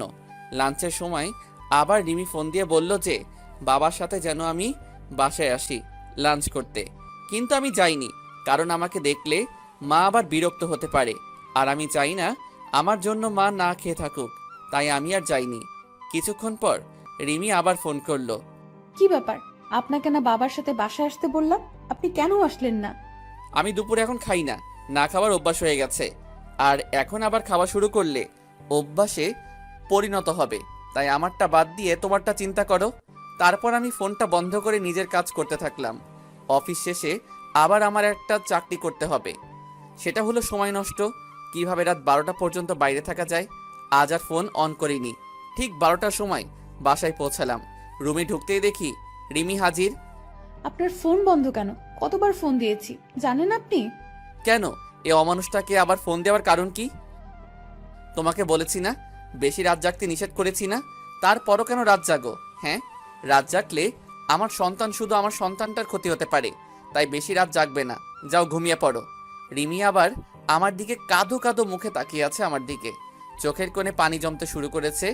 রিমি চোখ মুছে বলল, না আসলে ডেলিভারির আর তো বেশি সময় নেই, আর 1 মাস সময় আছে। তাই বলছিলাম কি, এই 1 মাস আমার রুমে ঘুমাবেন। কেন তোমার রুমে কেন? আর তাছাড়া একটা জানোয়ারকে তোমার রুমে থাকলে তোমার সমস্যা হবে তো। না, কোনো সমস্যা হবে না, আরো ভালো হবে। বলা যায় না কখন ডেলিভারির পেইন উঠে যাবে, আর রাতে কখন কি লাগে ঠিক মতো নিতে পারি না। তাই পরে যদি বাচ্চার কোনো প্রবলেম হয়। এবার আমি কিছু বললাম না, কারণ সবার আগে আমার বাবুটা, তারপরে অন্য কেউ। তাই রিমির সাথে রিমির রুমে চলে আসলাম। রিমি বিছানায় ঘুমালো আর আমি সোফায় ঘুমালাম। তারপর সকালে রিমির ঘুম থেকে ওঠার আগে অফিসে চলে আসলাম। পরের দিন এভাবে সারাদিন কাজ করে রাতে রিমির রুমে সোফায় শুয়ে আছি। তখন রিমি বলল, আচ্ছা, আমাদের বাবু হলে বাবুর নাম কি রাখবেন? আমাদের বাবু মানে শুধু আমার সন্তান, ও আর কারো না। আমার সন্তান, আমার যেটা ভালো লাগবে সেই নাম রাখবো। তোমার এই বিষয়ে মাথা না ঘামালেও চলবে। এখন ঘুমাও তুমি। রিমি এবার কান্না শুরু করে দিল। কিছুক্ষণ কান্না করতে করতে পরে ঘুমায় পড়ে। এভাবে কেটে যায় 1 মাস। এই 1 মাসে রিমি অনেক চেঞ্জ হয়ে গেছে, আমার উপর অধিকার খাটানো শুরু করছে। কিন্তু আমি রিমিকে সেই সুযোগ দিতাম না। প্রতিদিন সকালে নাস্তা করার জন্য ডাক দিত, কিন্তু আমি কোনো কিছু না বলে চুপ করে চলে আসতাম। এতে রিমি অনেক কষ্ট পেত। তারপর দুপুরে লাঞ্চ টাইমে প্রতিদিন আমাকে ফোন দেবে। আমি কেন ফোন বন্ধ করে রাখতাম, আর না হয় ফোন রিসিভ করতাম না। একদিন অফিসে কাজ করছি, তখনই বাবা আমার কাছে দৌড়ে আসলো আর বলল যে রিমিকে নাকি হাসপাতালে নিয়ে যাওয়া হয়েছে, ডেলিভারি পেইন উঠেছে। তাই আমি আর বাবা তাড়াতাড়ি হাসপাতালে চলে আসলাম। রিমিকে ডাক্তার ওটিতে নিয়ে গেছে আর মা বাইরে বসে আছে। কিছুক্ষণ পর ডাক্তার বেরিয়ে আসলো আর বলল আমার ছেলে হয়েছে আর রিমিও ভালো আছে। আমার ছেলের কথা শুনে আজ আমি সবচেয়ে বেশি খুশি। আসলে বাবা হওয়া যে কি আনন্দ, আর কেমন অন্যরকম একটা অনুভূতি কাজ করে মনের মধ্যে। খুশিতে আমার দু চোখ দিয়ে পানি বের হয়ে গেল। ডাক্তার সাহেব, আমি কি আমার ছেলের সাথে দেখা করতে পারি? অবশ্যই করতে পারেন, কিন্তু সবাই প্রথমে নিজের বইয়ের কথা জানতে চায়। আর আপনি নিজের ছেলের কেন একবারও জিজ্ঞেস করলেন না যে আপনার স্ত্রী কেমন আছে? ডাক্তারের কথা শুনে আমি চুপ হয়ে গেলাম, আর পাশে থাকা মা বাবা সবাই কেমন দৃষ্টিতে তাকিয়ে আছে আমার দিকে। আমি মৃদু হেসে কেবিনে চলে গেলাম আর আমার সন্তানের কাছে গেলাম। নিজের ছেলেকে দেখে কেমন যেন নিজেকে খুব বাচ্চা লাগছে। পাশের বেডে রিমি শুয়ে আছে, সেদিকে আমার কোনো মাথা ব্যথা নেই। আমার শুধু আমার ছেলেকে চাই। তারপর মা আর বাবা কেবিনে আসলো। মা রিমির পাশে গিয়ে বসলো আর বাবা আমার কাছে এসে আমার ছেলের মাথায় হাত বুলিয়ে দিতে লাগলো। কিছুক্ষণ পর মা বাবা বাইরে চলে গেল। আমি এখন আমার ছেলের কাছে বসে আছি। কিছুক্ষণ পর রিমি বলল, আমার ছেলেকে আমার কাছে দাও, আমি তো এখনো ভালোভাবে দেখতে পারিনি। আমার এবার মাথায় প্রচন্ড রাগ উঠে গেল। কি বললে? তোমার ছেলে মানে? এটা শুধু আমার ছেলে, এর বাবাও আমি, মাও আমি। মনে থাকে যেন। আর কোনো অমানুষের বাচ্চা তোমার ছেলে হয় কিভাবে? তুমি একদম ওকে স্পর্শ করবে না। আমার ছেলেকে আমি দেখে রাখবো। তাই বলে আমি রিমিকে কিছু বলতে না দিয়ে বাইরে চলে আসলাম। রিমি কিছু বলতে চাইছিল, কিন্তু আমি তার আগে চলে এসেছি। অবশ্য রিমি আমার কথা শুনে কান্না শুরু করে দিয়েছিল। কাঁদুক, তাতে আমার কি? এর থেকে 1000 গুণ কষ্ট আমি পেয়েছি। পুরো 1 বছর আমার কষ্ট তিলে তিলে আমাকে শেষ করে দিয়েছে। তারপর বাইরে এসে সব কিছু ঠিকঠাক করে নিলাম। চট্টগ্রামের একটা টিকিট কাটলাম। তারপর আমার যা যা লাগে সব কিছু যাবতীয় জিনিস নিয়ে প্যাক করে নিলাম। আর 2টা চিঠি লিখলাম, একটা মায়ের জন্য আর একটা রিমির জন্য। আজ রাতেই আমি সব কিছু ছেড়ে আমার ছেলেকে নিয়ে এই শহর ছেড়ে চলে যাব।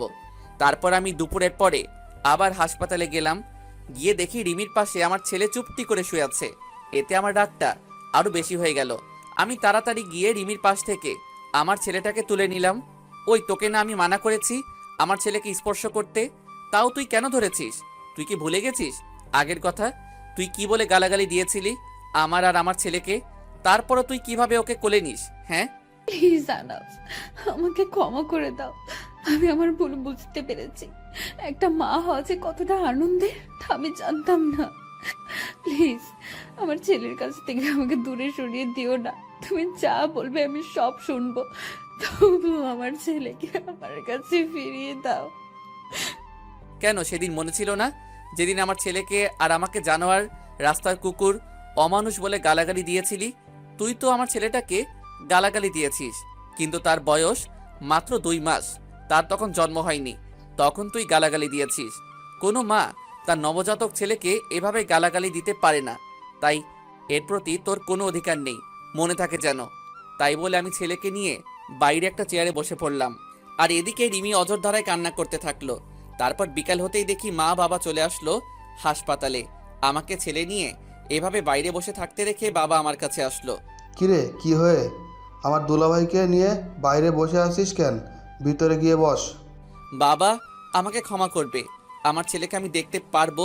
মা বা রিমি আমার ছেলের উপর কোনো অধিকার না দেখালে খুশি হব। দেখ বাবা, এতদিন যা হয়েছে সব ভুলে যা, আবার নতুন করে শুরু কর তোরা। আর তাছাড়া এখন তোরা দুজন না, তিনজন। বাবা তুমি কি ভুলে যেতে বলছো? আমার জীবনের সবচেয়ে খারাপ কষ্টকর 1 বছর ভুলে যাব? কোনোদিন সম্ভব না বাবা। এতদিন আমাকে যেমন অবহেলা করে এসেছে, তেমনই আমি চাই না আমার ছেলেটা সবসময় আমার মতো অবহেলা নিয়ে বড় হোক। বাবা তুমি আমার আর আমার ছেলের নিয়ে কোনো চিন্তা করতে হবে না, তুমি শুধু মায়ের শরীরের দিকে খেয়াল রাখবে। তাই বলে আমি আমার ছেলেকে নার্সের কাছে দিয়ে বাইরে চলে আসলাম। তারপর সারাদিন বাইরে কাটিয়ে দিলাম। আমার চট্টগ্রামের বাস রাত 11:30 বেজে। তারপর সোজা হাসপাতালে চলে গেলাম। গিয়ে দেখি রিমি ঘুমিয়ে আছে, আর তার হাতের পাশে আমার বাবুটা ঘুমিয়ে আছে। আমি বাবুটাকে কোলে নিয়ে তারপর সেখানে একটা চিঠি রেখে আমার ছেলেকে নিয়ে সোজা বাস স্ট্যান্ডে চলে আসলাম। আর আমার মায়ের জন্য যে চিঠি, সেটা মা কাল সকালে পেয়ে যাবে। তারপর আমি ব্যাগপত্র নিয়ে বাসে উঠে পড়লাম আর মোবাইলের সিমটা খুলে ভেঙে বাইরে ফেলে দিলাম। আজ সবাইকে ছেড়ে অনেক দূরে চলে যাচ্ছি, হয়তো কোনোদিন আর ফিরে আসা হবে না আমার প্রিয় শহর যশোরে। খুব কষ্ট হবে মা বাবাকে ছেড়ে, কিন্তু কি করব, আমার মা আমার সাথে 1 বছর কথা বলেনি, শুধু অবহেলা পেয়েছি। আর রিমিকে তো আমি ভালোবাসতাম, আমি চেয়েছিলাম সবকিছু ভুলে আবার নতুন করে রিমির সাথে সংসার শুরু করব। কিন্তু রিমি আমার নবজাতক বাচ্চাকে অবহেলা করছে, তার তো কোনো দোষ ছিল না। তাই আমি আর চাই না অবহেলা নিয়ে বেঁচে থাকতে। তাই অচেনা শহরে চলে আসলাম নতুন করে জীবন শুরু করতে। পরের দিন সকালে রিমি ঘুম থেকে উঠে দেখে তার ছেলে নেই, আর সেখানে একটা চিঠি রাখা আছে। এদিকে সকালে আহনাপের মায়ের কাছে একটা চিঠি পৌঁছায় দিল একটা অচেনা ছেলে। আহনাপের মা চিঠি পড়তে লাগলো। মা, তুমি যখন আমার চিঠিটা পাবে তখন হয়তো আমি তোমাদের থেকে অনেক দূরে চলে এসেছি নতুন করে জীবন শুরু করতে। মা, আমি জানি তোমাদের ছেড়ে থাকতে খুব কষ্ট হবে, কিন্তু তাও আমাকে মানিয়ে নিতে হবে। আমি যে 1 বছর তোমাদের কাছ থেকে অবহেলা পেয়েছি, সেটা আমি সহ্য করতে পারতাম না মা জান। খুব কষ্ট হতো, মাঝে মাঝে মনে হতো এই পৃথিবী ছেড়ে চিরতরে চলে যায়। কিন্তু আমি আমার ছেলের জন্য নিজের ক্ষতি করিনি, কারণ আমার যদি কিছু হয়ে যেত তাহলে আমার মতো আমার ছেলেটাকে এমন অবহেলা নিয়ে বড় হতে হতো। আর আপনজন অবহেলা করলে কতটা কষ্ট হয় শুধু আমি জানি। তাই আমি তোমাদের ছেড়ে অনেক দূরে চলে যাচ্ছি। আমি তো তোমার কাছে সেই 1 বছর আগে মারা গেছি, তাই আর তোমাদের ছেলে বলে পরিচয় দিতে হবে না। আর আমার এই পাপী নোংরা চেহারা তোমাকে আর দেখতে হবে না। তাই আমি আমার ছেলেকে নিয়ে অনেক দূরে চলে যাচ্ছি মা, যেখানে কোনো অবহেলা নেই। যদি কোনো দিন ভুল করে থাকি তাহলে ক্ষমা করে দিও মা। ইতি, তোমার অবহেলার পাও।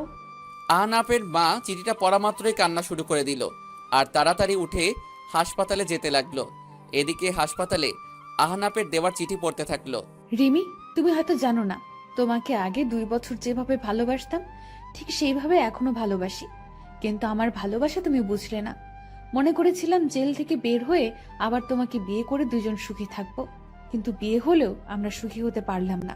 তুমি যদি চাইতে তাহলে আমাদের সংসারটা আজ অন্যরকম হতো, কিন্তু তুমি চাওনি, কারণ আমি যে একটা অমানুষ জানোয়ার, তাই না? তুমি তো একদিন বলেছিলে আমার গর্ভে কোনো অমানুষের বাচ্চা ধারণ করতে পারবো না, কিন্তু আমি তোমার প্রতি কৃতজ্ঞ যে আমার ছেলেটাকে তোমার গর্ভে ধারণ করার জন্য। আর তুমি যেদিন আমাকে ভুল বুঝে থাপ্পড় মেরেছিলে সেদিন জানো কতটা কষ্ট পেয়েছিলাম। আর তুমি কি বলেছিলে, আমাকে ক্ষমা করে দাও। আমি সেদিন রাগের মাথায় উল্টাপাল্টা বলে ফেলেছি। রিমি, তুমি কি জানো মানুষ রাগের মাথায় সবসময় সত্যি কথা বলে, আর তাই সেদিন তুমি যা বলছো হয়তো সব সত্যি। আর আমি তোমার জীবন নষ্ট করেছিলাম, আজ সেই জীবন থেকে আমি চিরদিনের জন্য আমার ছেলেকে নিয়ে চলে যাচ্ছি। তুমি তো একদিন বলেছিলে তোর মতো পাপীর চেহারা আমি দেখতে চাই না, তাই আমি তোমার কথা রাখার জন্য চলে যাচ্ছি। আর আমার ছেলেকে আর কোনোদিন অমানুষ বলে গালাগালি করো না।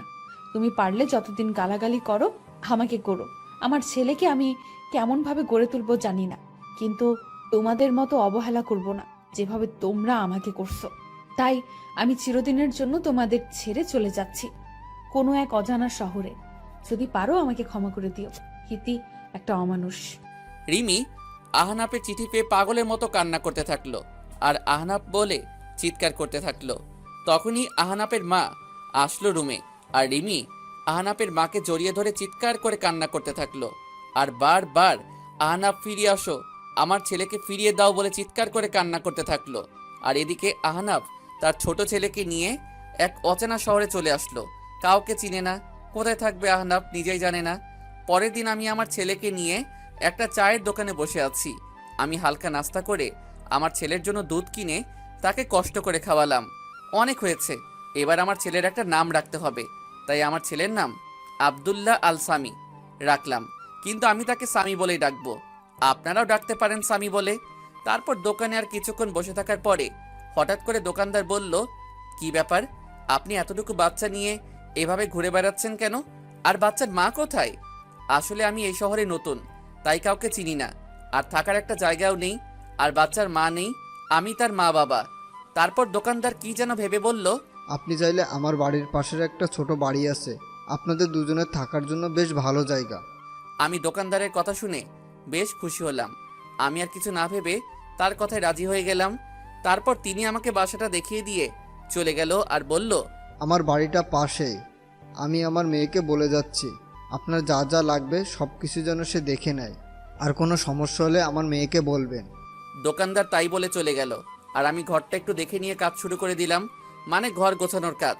কিছুক্ষণ পর দেখি একটা মেয়ে আসলো রুমে। ও, আপনি তাহলে তিনি যার কথা বাবা বলে গেল? তার মানে ইনি দোকানদারের মেয়ে হবে হয়তো। দেখতে মাশাআল্লাহ বেশ সুন্দর, তবে গরিব বলে বেশি সাধারণভাবে চলাফেরা করে, তাই সৌন্দর্যটা বেশি ফুটে উঠছে না। জি, আমি এই ঘর ভাড়া নিয়েছি। আসলে এখানে কাউকে চিনি না তো, তাই আপনাকে আসতে হলো। আপনি একটু দেখিয়ে দিলেই চলবে। আরে আপনি কোনো চিন্তা করবেন না, আপনার যা যা দরকার বলবেন, আমি দেখিয়ে দেব। আর আমাকে আপনি করে না বলে নাম ধরে ডাকলে খুশি হব। আমার নাম তনিমা, তনিমা বললেই খুশি হব। ও আচ্ছা, নাম ধরেই ডাকবো। তখনই স্বামী কেঁদে উঠল আর তনিমা বলল, এখানে একটা বাচ্চা কান্না করছে কোথায়? আমি তাড়াতাড়ি গিয়ে স্বামীকে কোলে তুলে নিলাম, কিন্তু কান্না থামার কোনো নাম গন্ধই নেই। এই বাচ্চাটা কার? কার বাচ্চা চুরি করে নিয়ে আসছেন বলেন? কার বাচ্চা? নইলে আমি কিন্তু লোকজন ডাকবো আর বলবো আপনি একটা বাচ্চা পাচারকারী। আমি বাচ্চা চুরি করতে যাব কেন? এটা আমার ছেলে, আমি ওর বাবা, আর আমি কোনো বাচ্চা পাচারকারী না, বুঝলেন? তাহলে বাচ্চার মা কোথায়? বাচ্চার মাকে তো দেখতে পাচ্ছি না। আমার ছেলের মা নেই, সে আমার ছেলেটাকে জন্ম দিতে গিয়ে মারা গেছে। এখন থেকে আমি ওর মা বাবা। ও, তা আগে বলবেন তো। আর বাচ্চা কেউ এইভাবে কোলে নেয়? দেন আমার কাছে, দেন। তাই বলে তনিমা আমার কাছ থেকে বাচ্চাটা নিজের কাছে নিয়ে নিল, আর স্বামীর কান্না থেমে গেল। আসলে বাচ্চারা মাতৃ করে বেশি মানায়। আচ্ছা, আপনি ঘরটা গোছান, আমি আপনার ছেলেকে দেখছি। তাই বলে তনিমা স্বামীকে নিয়ে বাইরে চলে গেল, আর আমি ঘরটা গোছানো শুরু করলাম। ঘর গোছানো শেষে আমি বাইরে গিয়ে দেখি স্বামী তনিমার কোলে আরামে ঘুমিয়ে আছে। দেখে খুব ভালো লাগলো, কারণ সারাটা দিন বাসের মধ্যে ভালোভাবে ঘুমাতে পারিনি। দেন স্বামীকে আমার কাছে দেন, রুমে শুয়ে দিয়ে আসি। আপনার কাছে দিলে আবার ঘুম ভেঙে যাবে, আমি নিয়ে যাচ্ছি, চলেন। তারপর তনিমা স্বামীকে বিছানায় রেখে চলে আসবে, তখন বলল, আচ্ছা, আপনার নামটাই তো জানা হলো না। আমার নাম আহনাফ হাসান, আমাকে আহনাফ বলে ডাকলেই হবে। ও আচ্ছা, দুপুরে আমাদের বাসায় খাবেন। বাবা বলে গেছে যেন দুপুরে খাবার যেন আমাদের বাসায় খাই। আমি শুধু মাথা নাড়িয়ে ইশারা করে হ্যাঁ বললাম। তারপর আমি নিজের ঘরে চলে আসলাম আর কিছু টুকটাক কাজ করে নিলাম। আসার সময় কিছু টাকা নিয়ে এসেছিলাম, এখন আপাতত এই টাকা দিয়ে চলতে হবে, আর কিছুদিনের মধ্যে একটা চাকরি জোগাড় করতে হবে। কিন্তু আমি চাকরি করতে গেলে স্বামীকে কে দেখবে? তারপর আমি দুপুরের সময় বসে আছি, তখনই তনিমা আমার জন্য খাবার নিয়ে আসলো আর স্বামীর জন্য ফিডারে করে দুধ নিয়ে আসলো। আপনি আবার কষ্ট করে নিয়ে আসলেন কেন? আমাকে বললে আমি গিয়ে নিয়ে আসতাম। তা কি করে হয়? আপনি তো আমাদের মেহমান, তাই আপনার ভালো মন্দ দেখার সব দায়িত্ব আমার। তারপর আমি তনিমার কাছ থেকে দুধের ফিডারটা নিয়ে স্বামী দুধ খাওয়াতে যাব, তখন তনিমা বলল, এইসব কাজ আপনাদের না, এইসব কাজ আমাদের, তাই আপনি খেয়ে নেন, আমি স্বামীকে দুধ খাওয়াচ্ছি। তারপর আমি দুপুরে খাবার খেতে লাগলাম আর তনিমা স্বামীকে কোলে তুলে খুব যত্ন করে খাওয়াতে লাগলো। মনে হচ্ছে স্বামী তার মায়ের কোলে দুধ খাচ্ছে, আর তনিমা মনে হচ্ছে তার নিজের ছেলেকে কোলে তুলে যত্ন করে দুধ খাওয়াচ্ছে। এইভাবে চলছিল আমাদের দিনগুলি। এখন আমার থেকে তনিমা স্বামীকে বেশি খেয়াল করে, খুব আদর করে স্বামীকে। স্বামী যেন তার নিজের মাকে পেয়েছে। আর তনিমা আমাকেও বেশ কেয়ার করে। আর হ্যাঁ, তনিমার মা বেঁচে নেই। তনিমার বাবা সারাদিন চায়ের দোকানে কাজ করে, আর তনিমা সারাদিন স্বামীকে নিয়ে পড়ে থাকে। আমি কিছুদিন ধরে ভাবছি আমি একটা চাকরি করব, কারণ বাড়ি বসে থাকতে সবসময় ভালো লাগে না। আর এখন স্বামীকে নিয়ে বেশি চিন্তা করি না, কারণ স্বামী দেখাশোনা করার জন্য তনিমা আছে। কারণ আমার থেকে তনিমা স্বামীকে বেশি দেখাশোনা করে। প্রায় সবসময়ই আমি তনিমার কাছে থাকি, আর তনিমা কেমন যেন সবসময় আমাকে কেয়ার করে, সবসময় খোঁজ খবর নেয় কখন কোনটা লাগবে, সব কিছু তনিমা নিয়ে আসে। তারপর আমি কিছুদিনের মধ্যে একটা চাকরি পাই, আর পরশু চাকরিতে জয়েন করতে হবে। তনিমা শোনো, বলছি আমি একটা চাকরি পাইছি, আর ভাবছি চাকরিটা করব, কিন্তু স্বামীকে দেখে রাখবে কে? তাই তুমি যদি স্বামীকে একটু দেখে রাখতে। তো আমাকে বলছেন কেন? যান না, চাকরি করেন। আর এতদিন স্বামীকে মনে হয় অন্য কেউ দেখে রাখছে, যে আজ আমাকে বলছে যে দেখে রাখতে। এতদিন অন্য মানুষ দেখে রাখছে, আমি না হয় এখন দেখে রাখবো। আসলে আমি কথাটা ওভাবে বলতে চাইনি। আমার থেকে তো তুমি ওকে বেশি দেখাশোনা করো, তাই তোমাকে একটু বললাম। এখন তো আমি সে সকালে যাব, আর ফিরতে সন্ধ্যা হয়ে যাবে, তাই বললাম আর কি। আপনি কোনো চিন্তা করবেন না, স্বামীকে আমি ভালোভাবে দেখে রাখবো। আর স্বামী তো আমারই ছেলে, না কি?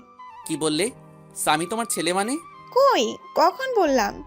আ- আমি তো বলছি সে তো আমার ছেলের মতোই। ও ঠিক আছে। কিছুদিন ধরে দেখছি তনিমা কেমন যেন সব সময় মনে মনে কি সব বলে, আর কেমন সব সময় আর চোখে আমার দিকে তাকিয়ে থাকে। আমি বুঝতে পারছি তনিমা আমাকে ভালোবাসতে শুরু করেছে, কিন্তু এটা যে কোনোদিন সম্ভব না, কারণ আপনারা তো সবই জানেন, কিন্তু তনিমা তো আর জানে না। তবে আমি বুঝতে পারছি তনিমাকে ছাড়া স্বামী লালন পালন করা সম্ভব না। আর তনিমা কেমন যেন স্বামী নিজের ছেলের মতো দেখাশোনা করে।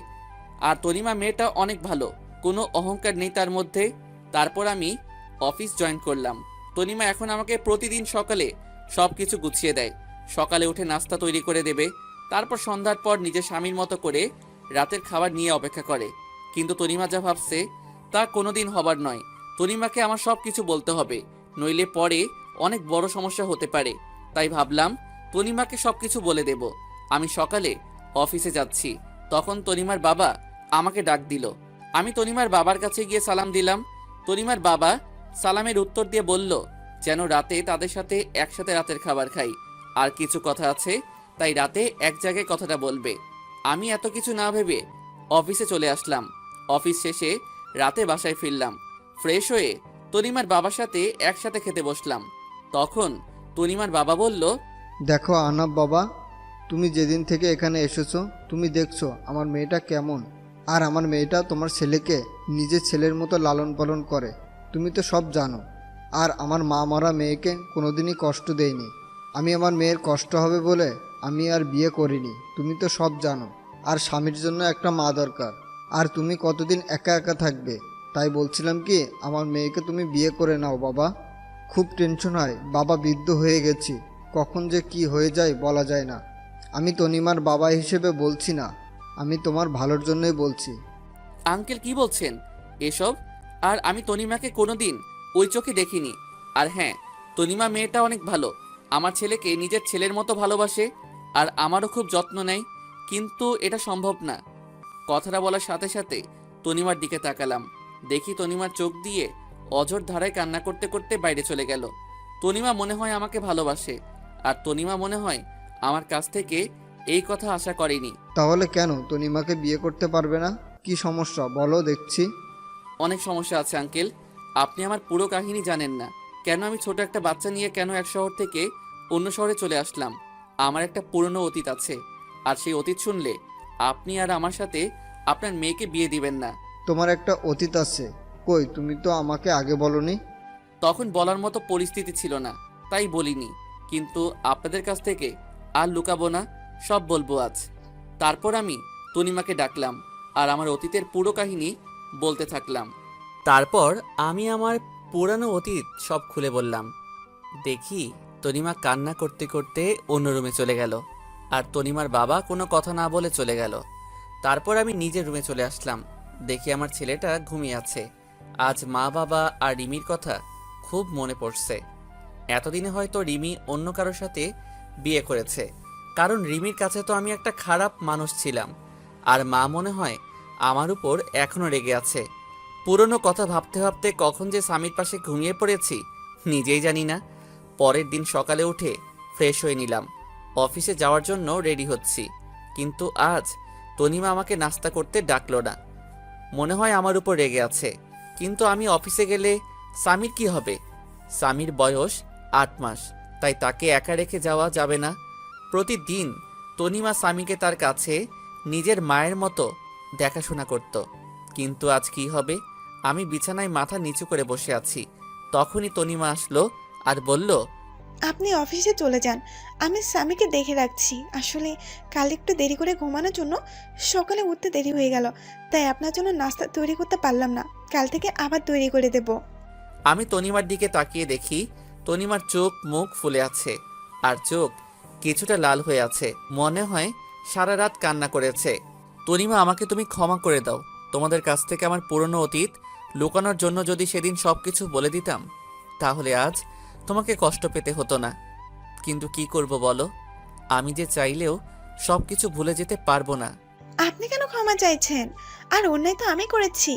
আমি আপনার সম্পর্কে সবকিছু না জেনে আপনাকে ভালোবেসেছি। আমি আর আপনাদের মধ্যে আসবো না, কিন্তু স্বামীকে আমার কাছ থেকে দূরে রাখবেন না। স্বামী আপনার ছেলে, আমি কোনোদিন ভাবিনি, সব সময় নিজের ছেলে মনে করে এসেছি। প্লিজ স্বামীকে আমার কাছ থেকে দূরে সরিয়ে দেবেন না। আমি তনিমার কথা চোখ দিয়ে টপটপ করে পানি পড়তে থাকলো। রিমির মধ্যে আর তনিমার মধ্যে কত পার্থক্য! রিমি নিজের সন্তানকে অমানুষ বলে, গালাগালি করে, আর তনিমা স্বামী কিছু না হওয়া সত্ত্বেও স্বামীর জন্য কত ভালোবাসা তার। আমি স্বামীর কাছে গিয়ে স্বামীর 2 গালে 2টা চুমু দিয়ে স্বামীকে তনিমার কোলে তুলে দিয়ে চলে আসলাম অফিসে। এভাবে চলতে থাকলো আমার একাকিত্ব জীবন। এখন স্বামী হাঁটতে শিখে গেছে, আর সব সময় তনিমার সাথে সব সময় দুষ্টামি করে। তনিমা এখন আর আমার উপর তেমন অধিকার দেখায় না। হয়তো তনিমা বুঝে গেছে যে পাওয়ার নাই তা নিয়ে ভেবে লাভ নাই। আর তনিমা স্বামীকে সব সময় কাছে রাখে, খুব আদর করে স্বামীকে। একদিন অফিস থেকে বাসায় আসলাম, তখন তনিমা স্বামীকে আমার কাছে দিতে আসলো। আজ স্বামী আমাকে মা ডেকেছে জানেন? তনিমা, তুমি সব জানো আমার প্রতি ঘটে যাওয়া সব ঘটনা, আর আমি চাই না স্বামী আপনাকে মা বলে ডাকুক, কারণ আপনি তো আর সারা জীবন আর স্বামীকে দেখাশোনা করবেন না। আজ না হয় কাল তোমার বিয়ে হয়ে যাবে, তখন আমি চাই না স্বামী তার মায়ের জন্য কান্না করুক। তাই তুমি ভবিষ্যতের কথা চিন্তা করে এখন মানিয়ে নিলে খুশি হতাম। আমি বুঝতে পারছি, আমি চেষ্টা করব। এভাবে চলে গেল আরো 2 বছর। এখন স্বামী ভালোভাবে কথা বলতে পারে। স্বামী এখন আমাকে আব্বু বলে ডাকে। যেদিন স্বামী আমাকে আব্বু বলে ডেকেছিল, সেদিন যে কত খুশি হয়েছিলাম তা ভাষায় প্রকাশ করা যাবে না। আর এখন স্বামী তনিমাকে আন্টি বলে ডাকে। আমি জানি এসব তনিমা শিখিয়ে দিছে। এভাবে আরও কিছুদিন যাওয়ার পর তনিমা এসে বলল, বাবা আমার বিয়ে ঠিক করে ফেলেছে, কিন্তু সে স্বামীকে ছাড়া থাকতে পারবে না বলে অজরধারায় কান্না করতে থাকলো। আমি কি বলে তনিমাকে সান্ত্বনা দেব কিছু খুঁজে পাচ্ছি না, কারণ সেই ছোট থেকে স্বামী কোলে তুলে নিজের হাতে খাইয়ে বড় করেছে। সবাই কষ্ট হওয়ার কথা, কিন্তু বাস্তবটাকে মেনে নিতে হবে, নইলে পরে অনেক সমস্যার মধ্যে পড়তে হবে। কিছুদিনের মধ্যে তনিমার বিয়ে হয়ে গেল। এই কয়দিন স্বামীকে সবসময় কাছে নিয়ে রাখতাম, কারণ স্বামী এখনও ছোট। তাই কিছুদিন তনিমার থেকে দূরে রাখলে স্বামী হয়তো তনিমাকে আস্তে আস্তে ভুলে যাবে। তনিমা বিয়ের দিন স্বামীকে জড়িয়ে ধরে অনেক কান্না করেছিল, যেন মা তার ছেলেকে চিরদিনের জন্য ছেড়ে চলে যাচ্ছে। তনিমার কান্না দেখে আমারও খুব কান্না পাচ্ছিল। তারপর তনিমার বিয়ে হয়ে গেল। কিছুদিন স্বামী কান্না করছিল তনিমা না দেখতে পেয়ে, কিন্তু স্বামী ছোট, সে কারণে কিছুদিন পর আর কান্না করে না। এখন স্বামীকে আমার সাথে আমার অফিসে নিয়ে যাই। অফিসের সবাই স্বামীকে অনেক ভালোবাসে, সবাই স্বামীকে দেখে রাখে, সবাই স্বামীকে আদর করে। কিছুদিন পর অফিস থেকে জানালো আমার ট্রান্সফার করা হয়েছে, আর এখন আমার অফিস ঢাকাতে পোস্টিং করা হয়েছে।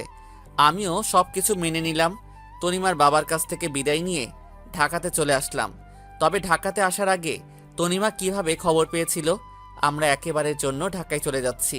সেদিন তনিমা এসে স্বামীকে কোলে তুলে অনেক আদর করে আর বলে মাঝে যেন তার সাথে দেখা করি।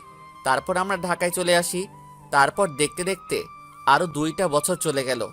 এখন স্বামীকে একটা স্কুলে ভর্তি করিয়ে দিছি। আমি অফিসে যাওয়ার সময় স্বামীকে স্কুলে দিয়ে আসি, আর স্কুল শেষে স্বামীকে আমার অফিসে নিয়ে আসি। তারপর অফিস শেষে দুজন বাসায় চলে আসি। একদিন স্বামী বলল, আব্বু আব্বু তুমি জানো স্কুলে আমার সব বন্ধুরা তাদের আম্মুর সাথে যায়, তাদের আম্মু তাদের কত ভালোবাসে, কিন্তু আমার আম্মু নেই কেন? ও আব্বু বলো আব্বু, আমার আম্মু কোথায়? আমি স্বামীর কথা শুনে অনেক অনেক বেশি অবাক হলাম, কারণ এই 5 বছরে আমি একদিনও তার মায়ের কথা জিজ্ঞাসা করিনি। তাহলে আজ কেন তার মায়ের কথা জিজ্ঞাসা করলো? মনে হয় স্কুলে তার বন্ধুদের মায়ের সাথে আসতে দেখে স্বামীরও তার মায়ের কথা মনে পড়ছে।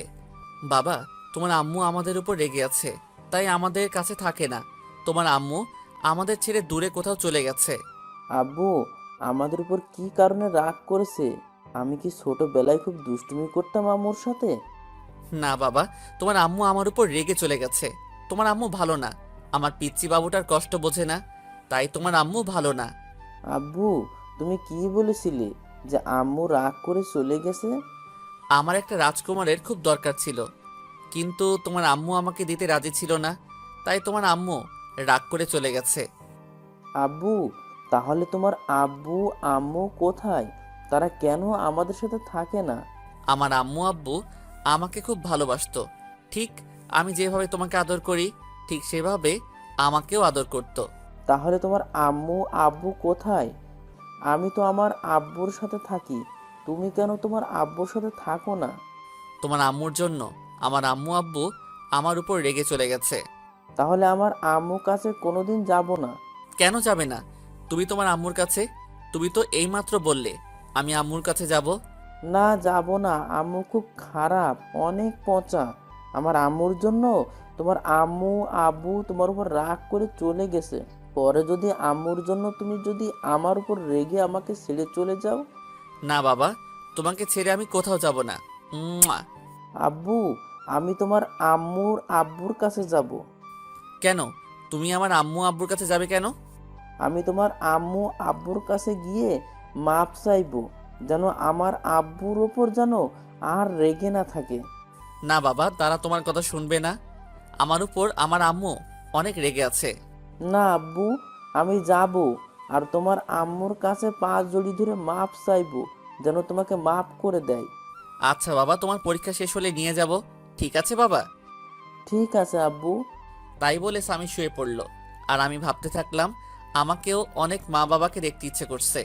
অনেকদিন মা বাবাকে দেখিনি, তাই স্বামীর পরীক্ষা শেষ হলে কিছুদিনের জন্য আবার সেই নিজের চিরচেনা শহর যশোরে যাব। এতদিনে মনে হয় রিমি আর একটা বিয়ে করে স্বামীর সাথে সুখে শান্তিতে সংসার করছে। রিমি সুখে থাকলেই ভালো, আমি আর কারো প্রতি মায়া জন্মাতে দেব না। এক রিমিকে ভালোবেসে আমার জীবনটা শেষ করে দিয়েছে, আমার মা বাবার কাছ থেকে আলাদা করে দিছে। আমি আর আমার ছেলের মাঝখানে অন্য কাউকে আসতে দেব না। তারপর পুরনো কথা ভাবতে ভাবতে কখন যে ঘুমিয়ে পড়েছি ঠিক খেয়াল নেই। তারপর সকালে ফ্রেশ হয়ে স্বামীকে তৈরি করে স্বামীর স্কুলে নামিয়ে দিয়ে আমি অফিসে চলে আসলাম। এইভাবে দেখতে দেখতে স্বামীর পরীক্ষা শেষ হয়ে গেল, আর আমারও অফিস কিছুদিনের জন্য ছুটি নিয়ে আমার নিজের শহরে যাওয়ার জন্য ব্যাগপত্র গুছিয়ে নিলাম। পরের দিন রাত 12টার সময় ঢাকা টু যশোর 2টা টিকিট কিনে বাসে উঠে পড়লাম। আজ 5 বছর পর নিজের শহরে যাচ্ছি। মনের মধ্যে কেমন অন্যরকম একটা ভয় কাজ করছে। দীর্ঘ 6 ঘন্টা জার্নি করার পরে নিজের শহরে পৌঁছালাম। খুব ভালো লাগছে। অনেক দিন পর নিজের শহরে আসলাম। অনেক স্মৃতি জড়িয়ে আছে এই শহরের সাথে। তারপর একটা সিএনজি নিয়ে নিজের বাড়ির দিকে রওনা হলাম। 30 মিনিট পর আমার বাসার সামনে আসলাম। বাড়িটা এখনো আগের মতো রয়েছে। এবারও মনে হয় বাড়িতে চুনকাম করা হয়নি। আমি দরজার সামনে দাঁড়িয়ে কলিং বেল বাজালাম। কিছুক্ষণ পর দরজা খুলে গেল, আর আমার মা দরজা খুলে দিল। মা আমাকে দেখে আমার দিকে অবাক দৃষ্টিতে তাকিয়ে আছে। মা আমাকে দেখে অঝোর ধারায় কান্না করে দিল, আর আমাকে জড়িয়ে ধরে হাউমাউ করে কান্না করছে। আমিও 5 বছর পর মাকে দেখে আমিও কান্না করে দিলাম। আব্বু তুমি কান্না করছো কেন? আর ইনি কি তোমার আম্মু? হঠাৎ করে স্বামী ডাকে আমাদের হুঁশ ফিরল। মা আমাকে ছেড়ে দিয়ে বলল। আমার দাদু ভাই। আমি মাথা ঝাঁকিয়ে ইশারা করে বললাম হ্যাঁ। এবার মা নিচু হয়ে স্বামীর সামনে বসে পড়ল, আর সারা মুখে মা চুমু দিতে থাকলো, আর জড়িয়ে ধরে কান্না করতে লাগলো, আর বলল, বাবা আহনাফ, আমাকে ক্ষমা করে দে বাবা। তোকে না বুঝে অনেক কষ্ট আর অবহেলা করেছি রে বাবা। আমাকে তুই মাফ করে দে। মা কি বলছো তুমি? ছেলের কাছে কোনো মা মাপ চাই? তুমি আমাকে মাফ করে দাও এই 5 বছর তোমাদেরকে ছেড়ে দূরে থাকার জন্য। তুমি কাঁদছো কেন আব্বুর আম্মু? তুমি আমার আব্বুর উপর এখনো রেগে আছো? আমার আব্বুকে তুমি মাফ করে দাও। না দাদু ভাই, তোমার আব্বুর উপর আমার কোনো রাগ নেই, তবে অনেক অভিমান রয়েছে। 5 বছর আমার কথা তার একবারও মনে পড়েনি। খুব অভিমান তোমার আব্বুর উপর। আমার উপরে কি রাগ আর অভিমান করে আছো তুমি? যদি রাগ থাকে তাহলে আব্বুর মতো আমাকেও মাফ করে দাও। না দাদু ভাই, তোমার উপর কোনো রাগ বা অভিমান নেই। তুমি তো আমার সোনা দাদু ভাই। তাহলে আজ থেকে আমি তোমাকে কি বলে ডাকবো? আমাকে দাদু ভাই বলে ডাকবে, কেমন? আচ্ছা দাদু ভাই, তাই বলবো। তারপর আমরা বাসার ভিতরে ঢুকে গেলাম। বাসাটা ঠিক আগের মতোই আছে, কিছু পরিবর্তন হয়নি, শুধু অবহেলাটা নেই। তারপর ব্যাগপত্র নিয়ে আমি আর স্বামী উপরে উঠে রুমে প্রবেশ করলাম। আর তখন আমি বেশ অবাক হলাম, মানে প্রচণ্ড অবাক হলাম, কারণ আমি কোনোদিন ভাবতে পারিনি রিমি এখানে থাকবে। হ্যাঁ, রিমি দেখি বিছানায় বসে আছে। অন্যদিকে ফিরে আমরা এসেছি হয়তো এখনো জানে না, কিন্তু রিমি এই বাড়িতে কেন? রিমিকে তো আমি মুক্ত করে দিয়েছি, তাহলে রিমি কেন এখনো এই বাড়িতে পড়ে আছে? আব্বু চলো, দাঁড়িয়ে পড়লে কেন? স্বামীর কথা শুনে রিমি আমাদের দিকে ফিরল। আমাদেরকে দেখে রিমি সাথে সাথে বিছানা থেকে লাফ দিয়ে নেমে পড়ল, আর অবাক করা দৃষ্টিতে তাকিয়ে আছে আমাদের দিকে। রিমি আমার থেকে অনেক চেঞ্জ হয়ে গেছে, অনেক শুকিয়ে গেছে আর পাতলা হয়ে গেছে। রিমি কিছু বলছে না, চোখের পানি টলমল করছে। রিমি এবার দৌড়িয়ে এসে আমাকে জড়িয়ে ধরলো আর চিৎকার করে কান্না করতে থাকলো। রিমি আমাকে জড়িয়ে ধরে জোরে জোরে কান্না করছে, আর আমার গালে হাত দিয়ে আমার কপালে 2 গালে দাড়িতে পাগলের মতো চুমু খেতে লাগলো, আর শক্ত করে জড়িয়ে ধরে আছে। কোথায় ছিলে তুমি এই 5 বছর? তুমি চলে যাওয়ার পর তোমাকে আমি পাগলের মতো খুঁজেছি। জানো, তুমি চলে যাওয়ার পরে আমি পাগলের মতন হয়ে গেছিলাম। তোমাকে অবহেলা করতে করতে কখন যে ভালোবেসে ফেলেছিলাম নিজেই জানি না। কিন্তু আমাকে কি না বলতে দিয়ে আমাকে ছেড়ে চলে গেলে? খুব ভালোবাসি তোমাকে, প্লিজ আমাকে আর ছেড়ে চলে যেও না। আমি রিমিকে এক ঝটকায় সরিয়ে দিলাম আর বললাম, কে আপনি? আর আমাকে এভাবে জড়িয়ে ধরে কান্না করছেন কেন? আর কী সব ভালোবাসার কথা বলছেন? আমি কাউকে ভালোবাসতাম, এখন আর কাউকে ভালোবাসি না।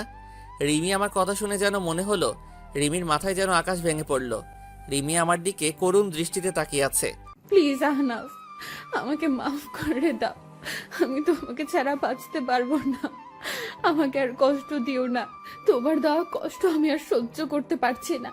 প্রতিদিন রাতে তোমার কথা ভেবে অনেক কষ্ট করতাম, অনেক কান্না করতাম। তুমি আসবে বলে প্রতিদিন তোমার পথের দিকে চেয়ে থাকতাম। তুমি আসবে আর আমাকে তোমার বুকে জড়িয়ে ধরে রাখবে। প্লিজ আমাকে মাফ করে দাও। আমি আর কষ্ট সহ্য করতে পারছি না। হাসালে, তুমি আমাকে ভালোবাসো তাই না? কোথায় ছিল তোমার এত ভালোবাসা যেদিন তোমাকে একবার দেখার জন্য টানা 2 বছর তোমার পিছনে পড়েছিলাম? কোথায় ছিল তোমার ভালোবাসা যেদিন আমি ভালোবাসার নামে শুধু অবহেলা পেয়েছি? তোমার কাছে প্রতিদিন মাফ চাইতাম আমার একটা মাত্র অন্যায়ের জন্য, কিন্তু আমি কি পেয়েছি? শুধু কিছু সুন্দর সুন্দর গালাগালি আর মায়ের অবহেলা। তুমি কি জানো আপনজনের অবহেলা কত কষ্টকর, কতটা অসহ্য, যা আমাকে ভিতর থেকে একদম শেষ করে দিয়েছে। তাই আমি আর কখনো অবহেলা সহ্য করতে পারবো না। আর কারো প্রতি আমার কোনো টান নেই বা ভালোবাসা নেই। এখন শুধু আমি আমার ছেলেকে নিয়ে বাঁচতে চাই। আমার পুরো পৃথিবী জুড়ে এখন শুধু আমার ছেলে রয়েছে। আমি আর কাউকে আমার পৃথিবীতে প্রবেশ করতে দেব না। রিমি এবার নিচে তাকিয়ে দেখে স্বামী দাঁড়িয়ে আছে। রিমি স্বামীকে দেখে আরও জোরে কান্না শুরু করে দিল, আর রিমি হাঁটু ভাঁজ করে স্বামীর সামনে গিয়ে বসে পড়ল আর জড়িয়ে ধরল স্বামীকে। স্বামীকে জড়িয়ে ধরে কান্না করতে থাকলো আর 2 গালে চুমু খেলো। রিমির এমন ঢঙের ভালোবাসা দেখে আমার রাগটা চরমে উঠে গেল। রিমির সেসব বলা কথা হঠাৎ করে মনে পড়ে গেল। আমি রিমির কাছে থেকে সামিকে সরিয়ে নিয়ে সামিকে কোলে তুলে নিলাম। কি করছেন আপনি? আমার ছেলেকে এভাবে জড়িয়ে ধরেছেন কেন? আর ওকে এভাবে চুমু দিচ্ছেন কেন? কোনো অধিকার নেই আমার ছেলের উপর। কেন আমার ছেলেকে আমি জড়িয়ে ধরবো? তাতে অধিকারের কি আছে এখানে? তোমার ছেলে তাই না? কেউ একজন বলেছিল কোনো অমানুষের বাচ্চা আমার বাচ্চা হতে পারে না, তাই তাকে নষ্ট করে দিতে চেয়েছিল। আর আমি আমার ছেলে তো একটা অমানুষ, আর আমাদের মতো অমানুষকে আপনি নিজের ছেলে বলে দাবি করছেন? শুনে রাখুন, স্বামী শুধু আমার ছেলে, আর কারো নয়। কেউ যদি আমার ছেলেকে আমার কাছ থেকে নিতে আসে তাহলে আমার থেকে কেউ খারাপ হবে না। এই বলে আমি ব্যাগপত্র আর স্বামীকে নিয়ে আমি আগে যেই রুমে থাকতাম সেই রুমে চলে আসলাম। রুমটা ঠিক আগের মতোই আছে। মনে হয় প্রতিদিন কেউ রুমটা নিজের মতো করে গুছিয়ে রাখতো। আর এদিকে রিমি কান্না করতে করতে নিচে নেমে সোজা মাকে জড়িয়ে ধরে কান্না করতে থাকলো। কি হয়েছে রিমি, কান্না করছো কেন? মা, আমি কি এতটাই খারাপ যে তোমার ছেলে আমাকে এতটা ঘৃণা করে? এমনকি আমার ছেলেকে আমি একটু জড়িয়ে ধরেছি বলে তোমার ছেলে বলল আমার ছেলের উপর নাকি আমার কোনো অধিকার নেই। তুমি বলো মা, আমার ছেলেকে আমি আদর করব না তো কে আদর করবে? আর তোমার ছেলে বলল আমি যেন আমার ছেলেকে স্পর্শ না করি। আহনাফ মনে হয় আগের কথা কিছু ভুলতে পারেনি, এখনো মনে হয় তোর উপর রেগে আছে, তাই হয়তো তোর সাথে এমন ব্যবহার করছে। যখন তোর প্রতি রাগ কমে যাবে তখন দেখবি আস্তে আস্তে সব ঠিক হয়ে যাবে। তুই শুধু আমার ছেলেকে ভালোবেসে যাবি, দেখবি একদিন সব কিছু ভুলে তোর কাছে ফিরে আসবে। তারপর আমি রুমে এসে কাপড় চেঞ্জ করে ফ্রেশ হয়ে নিলাম। তারপর একটু রেস্ট নিয়ে নিচে আসলাম দুপুরের খাবার খেতে। মা বাবা এখনো আসেনি অফিস থেকে। এখনই চলে আসবে, আমি ফোন করে সব বলে দিয়েছি, এখনই চলে আসবে। তুই খেতে বস। আর দাদু ভাই, তুমি আমার কাছে আসো, আজ খুব ভালো লাগছে। আজ অনেক দিন পর একসাথে এক টেবিলে খেতে বসলাম। মা রিমি, তুমি আহনাফের পাশে বসে আহনাফকে খাবার আগিয়ে দাও। তারপর যেই রিমি আমার পাশে বসলো আমি উঠে গেলাম চেয়ার থেকে। মা, আমি পরে খেয়ে নেব, এখন খেতে ইচ্ছে করছে না। আর স্বামীকে খাইয়ে দিয়ে সোজা আমার রুমে নিয়ে আসবে, ঠিক আছে মা? তাই বলে আমি উপরে উঠে রুমে চলে আসলাম। এভাবে কিছুক্ষণ রেস্ট নেওয়ার পর বাসার কাজের লোক আমার রুমে খাবার দিয়ে গেল। খাবার খেয়ে একটু রেস্ট নিয়ে নিলাম, কিন্তু স্বামী এখনো রুমে আসলো না কেন?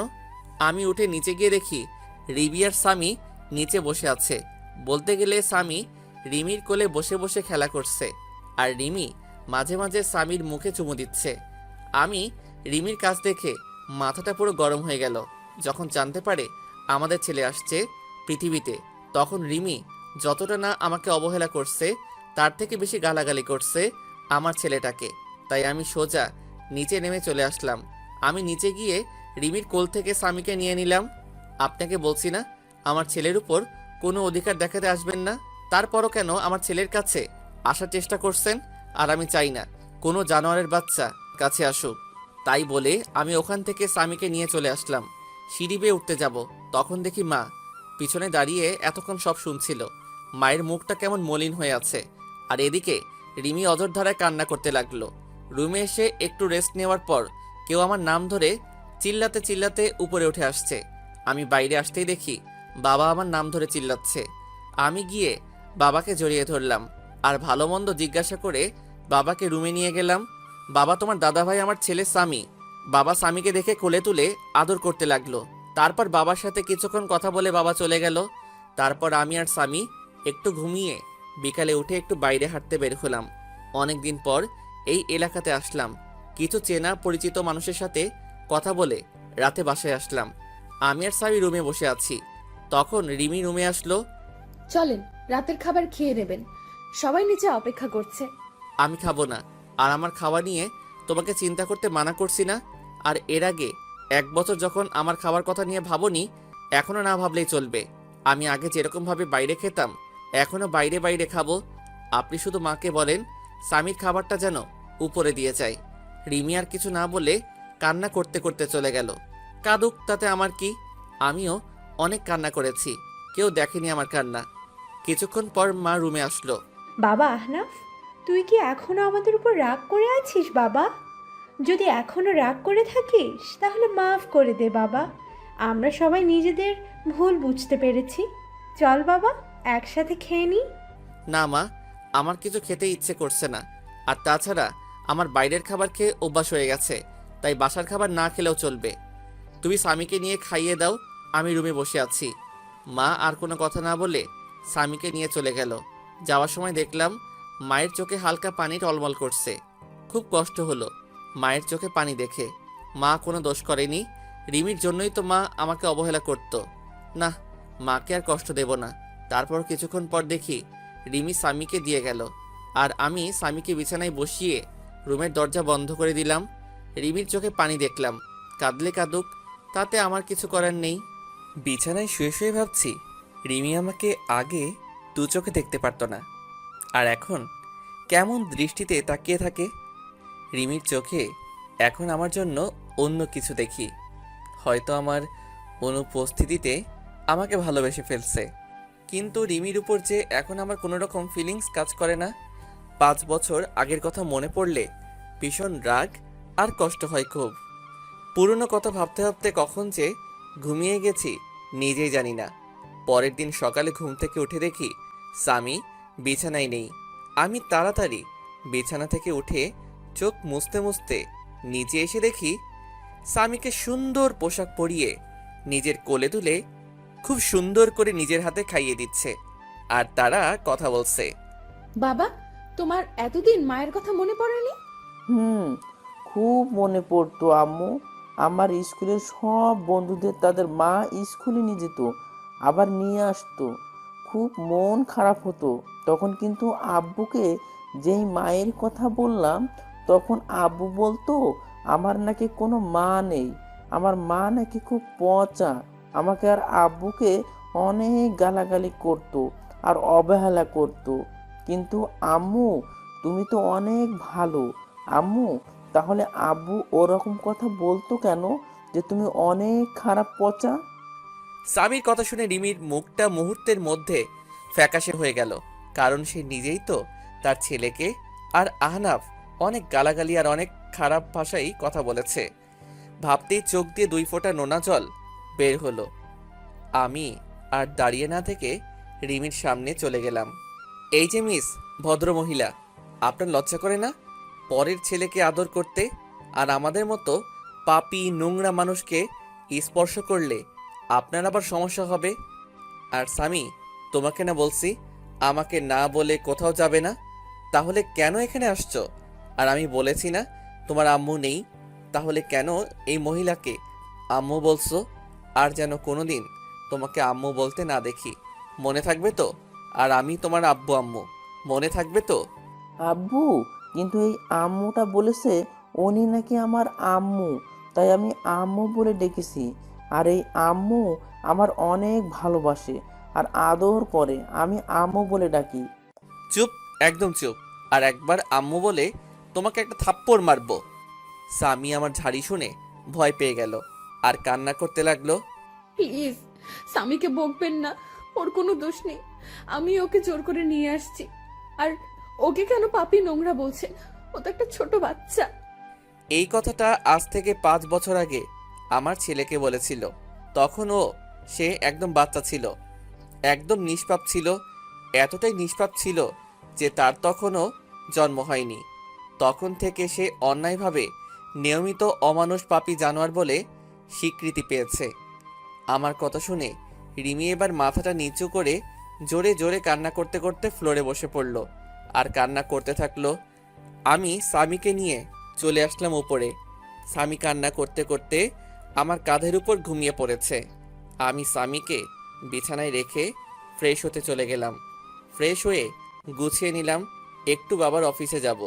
আজ অনেক দিন পর একটু অফিসে যাব, কিন্তু স্বামী ঘুমিয়ে পড়েছে। ওকে রেখে যাব নাকি সাথে নিয়ে যাব, এই নিয়ে চিন্তায় পড়ে গেলাম। তারপর স্বামীকে রেখে যাওয়ার সিদ্ধান্ত নিলাম। তারপর রুম থেকে বেরিয়ে মায়ের কাছে চলে গেলাম। মা, আমি একটু অফিস যাচ্ছি।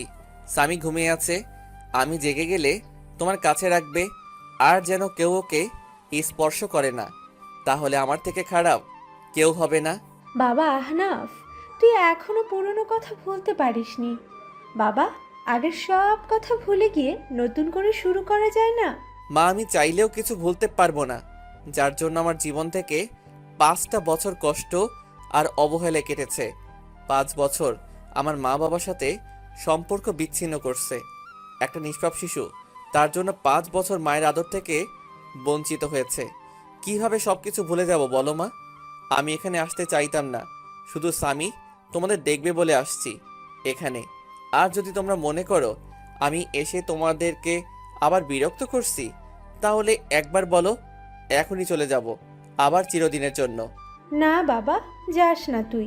যেভাবে থাকিস আমরা আর কিছু বলবো না, কিন্তু আমাদের ছেড়ে আর যাস না। আর কত কষ্ট দিবি এই মাটাকে? আমি কোনো কথা না বলে চলে আসলাম ওখান থেকে। তারপর সোজা অফিসে চলে আসলাম। অফিসে সবার সাথে বেশ আড্ডা দিলাম, যারা নতুন স্টাফ তাদের সাথে পরিচয় হয়ে নিলাম। তারপর দুপুরে বসে আছি, লাঞ্চ করার সময় হয়ে গেছে। আমি নিজের ডেস্কে বসে আছি, তখন বাবা আসলো আর বলল, চল আহনাব, লাঞ্চ করে আসি। কিন্তু আমি যেতে চাইলাম না, শুধু স্বামীর জন্য বাসায় আসলাম। বাবা কলিং বেল বাজালো, কিছুক্ষণ পর মা এসে দরজা খুলে দিল। আমি ভিতরে ঢুকে দেখি স্বামী আর রিমি দুজনে হেসে হেসে খেলা করছে আর দুষ্টামি করছে। রিমি আমাকে আসতে দেখে রিমি স্বামীর থেকে দূরে সরে গেল, মনে হয় কিছুটা ভয় পাইছে। আমি আর কিছু বললাম না, কারণ এখানে বাবা রয়েছে।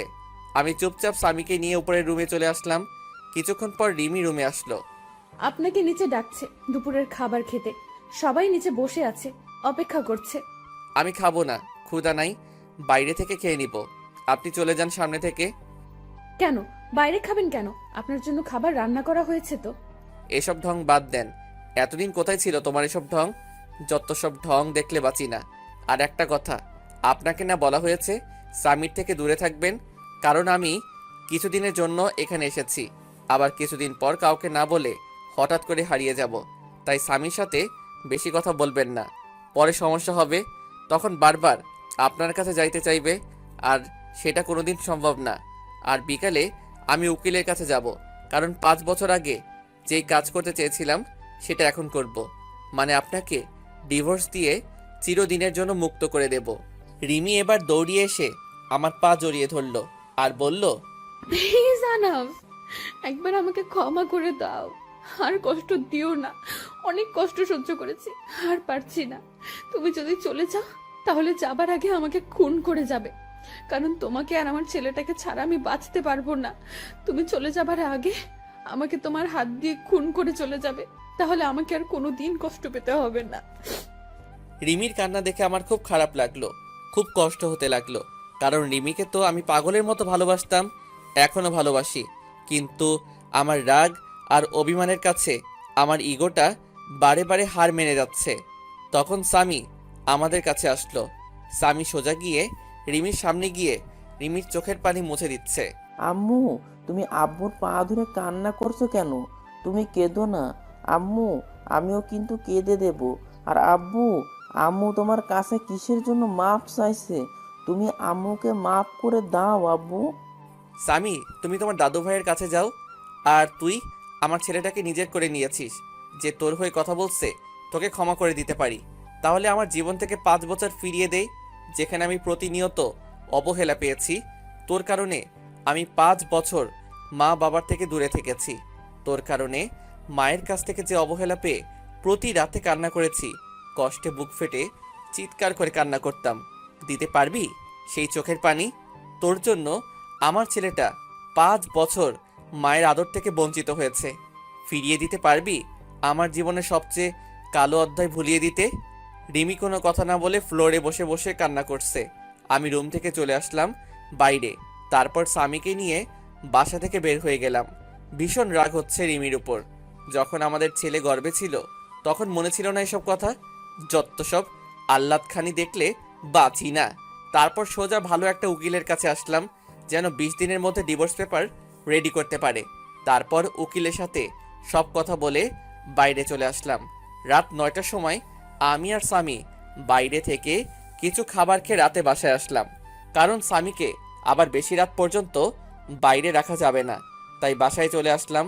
বাসায় এসে রুমে একটু রেস্ট নিচ্ছি, তখন রিমি আসলো আমার রুমে। আম্মু রাতের খাবার খাওয়ার জন্য ডাকছিল, আপনি আসবেন না। না, আমি আর স্বামী বাইরে থেকে খেয়ে এসেছি। এখন আমরা কেউ ডিনার করব না। আর আপনাকে না মানা করছি আমাদের উপর কোনো রকম অধিকার ফলাবেন না। তাও আপনার লজ্জা করে না? কেন বারবার নীল লজ্জের মতো আমার রুমে আসেন? হ্যাঁ। রিমির চোখ দুইটা পানিতে টলমল করছে। এখনই মনে হয় পানি ছেড়ে দেবে। স্বামীকে কেন বাইরে খাবার খাওয়ালেন? ও তো এখনো ছোট, বাইরের খাবার খাইলে শরীর অসুস্থ করবে। কেউ একদিন আমাদের বলেছিল রাস্তায় কুকুর, আর রাস্তার কুকুররা বাইরের খাবার খাইলে কিছু হবে না। আর এই 5 বছর আমরা বাইরের খাবার খাই, তাই আপনি বেশি অধিকার না দেখিয়ে নিজে নিজের মতো থাকবে আর আমরা আমাদের মতো। রিমি এবার কান্না করে দিল, কারণ এখন তার বলার কিছু নেই। কারণ এই কথাগুলো রিমি একদিন আহনাফকে বলেছিল। তাই রিমি আর কিছু না বলে রুম থেকে বের হয়ে গেল। আব্বু, তুমি আম্মুকে সব সময় কাঁদাও কেন? তুমি জানো না আব্বু আম্মু আমাকে অনেক আদর করে, নিজের হাতে খাইয়ে দেয়, জড়িয়ে অনেক আদর করে আমায়। আব্বু, আমরা এখানে সারা জীবন থাকতে পারি না। আর দাদু ভাইটা অনেক ভালো, খুব আদর করে আমাকে। না আব্বু, আমরা এখানে থাকবো না। যদি এখানে থাকি তাহলে তোমার কাছ থেকে আমাকে আবার আলাদা করে দেবে। আর তুমি কি চাও বাবা যে আমি তোমার কাছ থেকে দূরে সরে যাই? না আব্বু, তুমি আমাকে রেখে চলে যেও না, আমি তোমার কাছেই থাকবো। কিন্তু আমরা যে কদিন এখানে আসি সে কয়দিনে আমি আম্মুর কাছে একটু আদর পেয়ে নিই। আমি স্বামীর কথা ভেবে কি বলবো কিছু বুঝতে পারছি না। কি করব? ছোট বাচ্চা একটা, কোনোদিন মায়ের আদর পাইনি, এখন তাও আমি তার আদর থেকে দূরে সরিয়ে দিচ্ছি? না বাবা, তুমি যত ইচ্ছা তোমার আম্মুর কাছে যেতে পারো, কিন্তু আমরা এখান থেকে চলে যাওয়ার পর কিন্তু আম্মুর জন্য কান্না করতে পারবো না। আচ্ছা, মনে থাকবে আব্বু। তাই বলে স্বামী এক দৌড়ে নিচে চলে আসে আর তার মায়ের কোলে উঠে পড়ে জড়িয়ে ধরে। কি হলো? আমার বাবাটা আজ আমার কাছে? কি ব্যাপার? তোমার আব্বু দেখলে যে আমাকে খুব বকবে। না আম্মু, আব্বু বকবে না, আব্বুই তো তোমার কাছে আসতে বললো, আর তোমার কাছে থেকে যেন আদরগুলো নিয়ে নিই। স্বামীর কথা শুনে রিমি স্বামীকে জড়িয়ে ধরে বেশ কয়েকটা চুমু দিল। আমাকে একটু তোমার হাতে খাইয়ে দেবা? তুমি যখন খাইয়ে দাও তখন আমার খুব ভালো লাগে জানো। রিমি আর কিছু বলল না। কান্না করতে করতে এক প্লেট খাবার নিয়ে এসে খুব যত্ন করে খাইয়ে দিল। তারপর খাওয়া শেষে রিমি স্বামীকে আহনাফের রুমে দিয়ে আসতে গেল। ধন্যবাদ আপনাকে। হঠাৎ কিসের জন্য ধন্যবাদ বলছেন? এই যে স্বামীকে আমার কাছে পাঠালেন তাই। আমার কোনো ইচ্ছা নেই আমার ছেলেকে আপনার কাছে পাঠাবো। স্বামী জেদ ধরেছিল আর আমরা আর 20 দিন এখানে আছি, তাই স্বামী যেন সব সময় হাসি খুশি থাকে, সেজন্য আপনার কাছে পাঠাইছি। আপনি যে আবার অন্য কিছু ভাববেন না। আর 20 দিন পর আমরা আবার চলে যাব।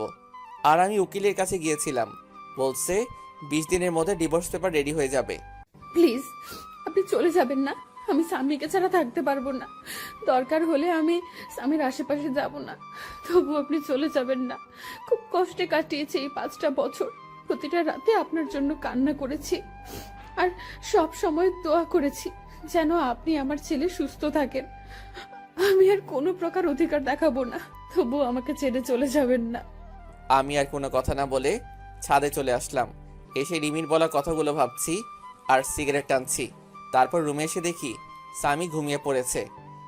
রিমি স্বামী পাশে শুয়ে স্বামীর মাথায় হাত বুলিয়ে দিচ্ছে। আমি রুমে আসার পরই রিমি বিছানা থেকে দাঁড়িয়ে গেল। এখন যাও, অনেক রাত হয়ে গেছে, ঘুমিয়ে পড়ো। আমি কি আজ স্বামীর পাশে ঘুমাতে পারি? প্লিজ মানা করবেন না। আপনি তো আমাকে ছেড়ে চলে যাবেন, শুধু এই কয়টা দিন আমাকে থাকতে দিন স্বামীর পাশে। আর তারপরে হয়তো আর কোনোদিন থাকা হবে না।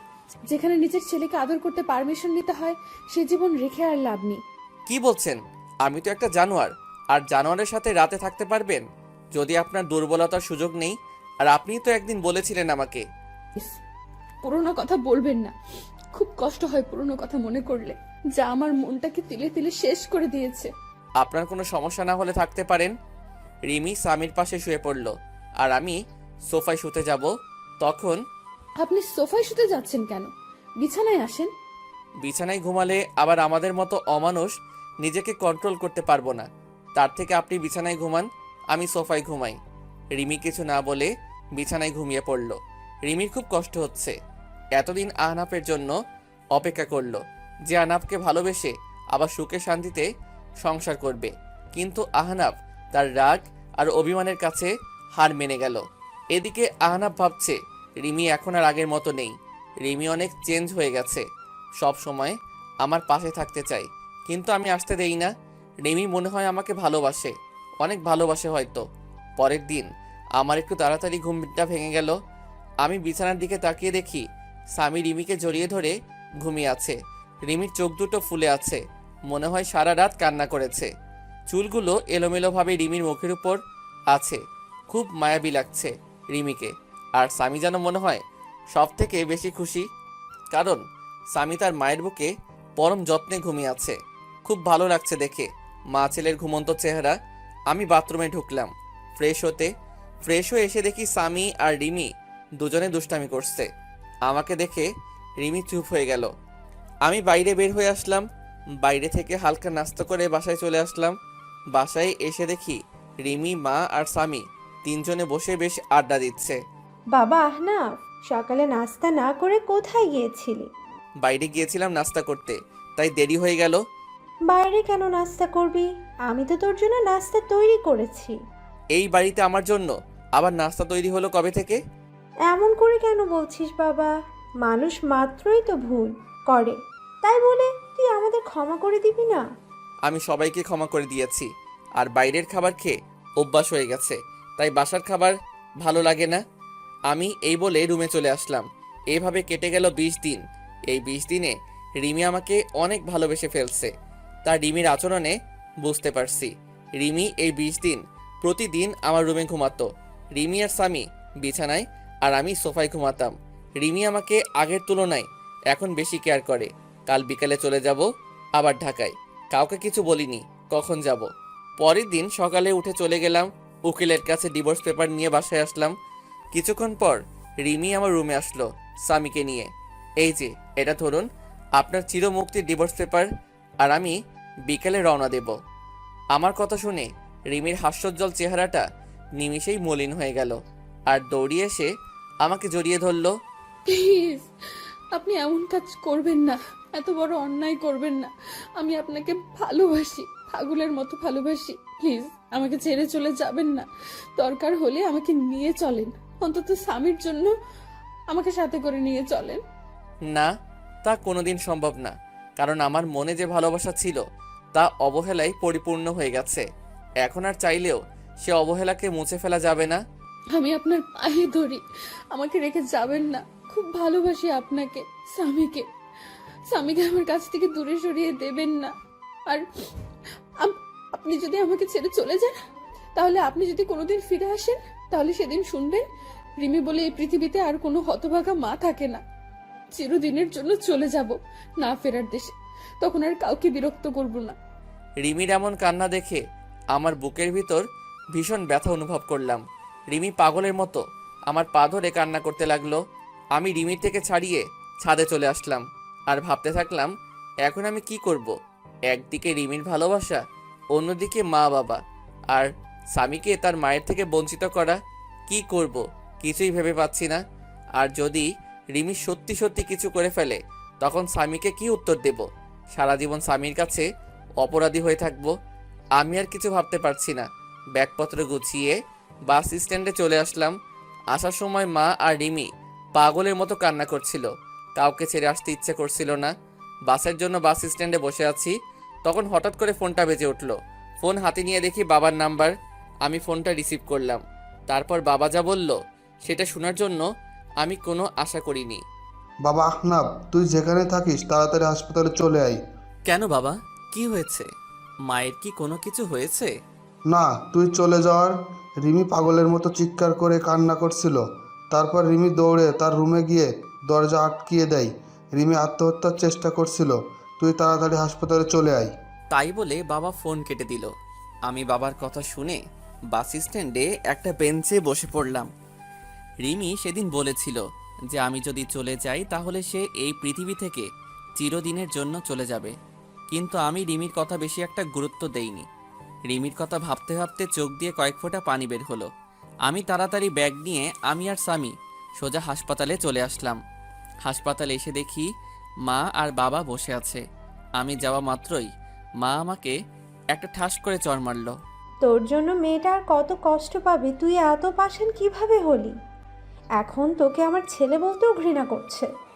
একজন মায়ের কাছ থেকে তুই তার বাচ্চা নিয়ে দূরে চলে গেছিস। তুই জানিস এটা কোনো মা সহ্য করতে পারবে না। মেয়েটা প্রতি রাতে তোর জন্য কত কান্না করেছে জানিস?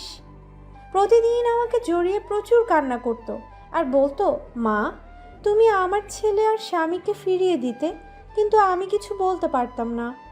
আজ যদি আমার মেয়েটার কিছু হয়ে যায় তাহলে চিরদিনের জন্য আমাকেও হারাতে হবে। আমি মায়ের কথা শুনে মাথা নিচু করে কান্না করছি। প্রচুর কষ্ট হচ্ছে রিমির এই অবস্থা দেখে। আজ যদি রিমির কিছু হয়ে যায় তাহলে আমি সারা জীবনে নিজেকে ক্ষমা করতে পারবো না। আর স্বামীকে কি বলবো আমার জন্য তার এই পৃথিবী থেকে চলে গেছে। খুব কান্না পাচ্ছে। বাবাকে জড়িয়ে কান্না করতে থাকলাম। কিছুক্ষণ পর ডাক্তার বের হয়ে আসলো। আমি দৌড়িয়ে ডাক্তারের কাছে গেলাম। ডাক্তার, আমার রিমি এখন কি রকম আছে? কি হলো ডাক্তার সাহেব, কথা বলছেন না কেন? কি হয়েছে আমার রিমির? দেখুন, আমরা আমাদের বেস্ট চেষ্টা করছি, কিন্তু জ্ঞান না ফেরা পর্যন্ত কিছু বলতে পারছি না। আমি কি একটু দেখা করতে পারি রিমির সাথে? না, এখন দেখা করা সম্ভব না। জ্ঞান ফিরলে কেবিনে দেওয়া হবে, হলেই তখন দেখা করতে পারবে। আমি স্বামীকে জড়িয়ে ধরে কান্না করে দিলাম। আমি যদি রিমিকে মেনে নিতাম তাহলে আজ এই দিনটা দেখতে হতো না। আজ আমি আমার অভিমান আর ইগোর জন্য রিমিকে চিরতরে হারিয়ে ফেলবো। না, এ হতে পারে না। রিমি আমাকে ছেড়ে চলে যেতে পারে না। আমি আস্তে আস্তে মায়ের কাছে গেলাম।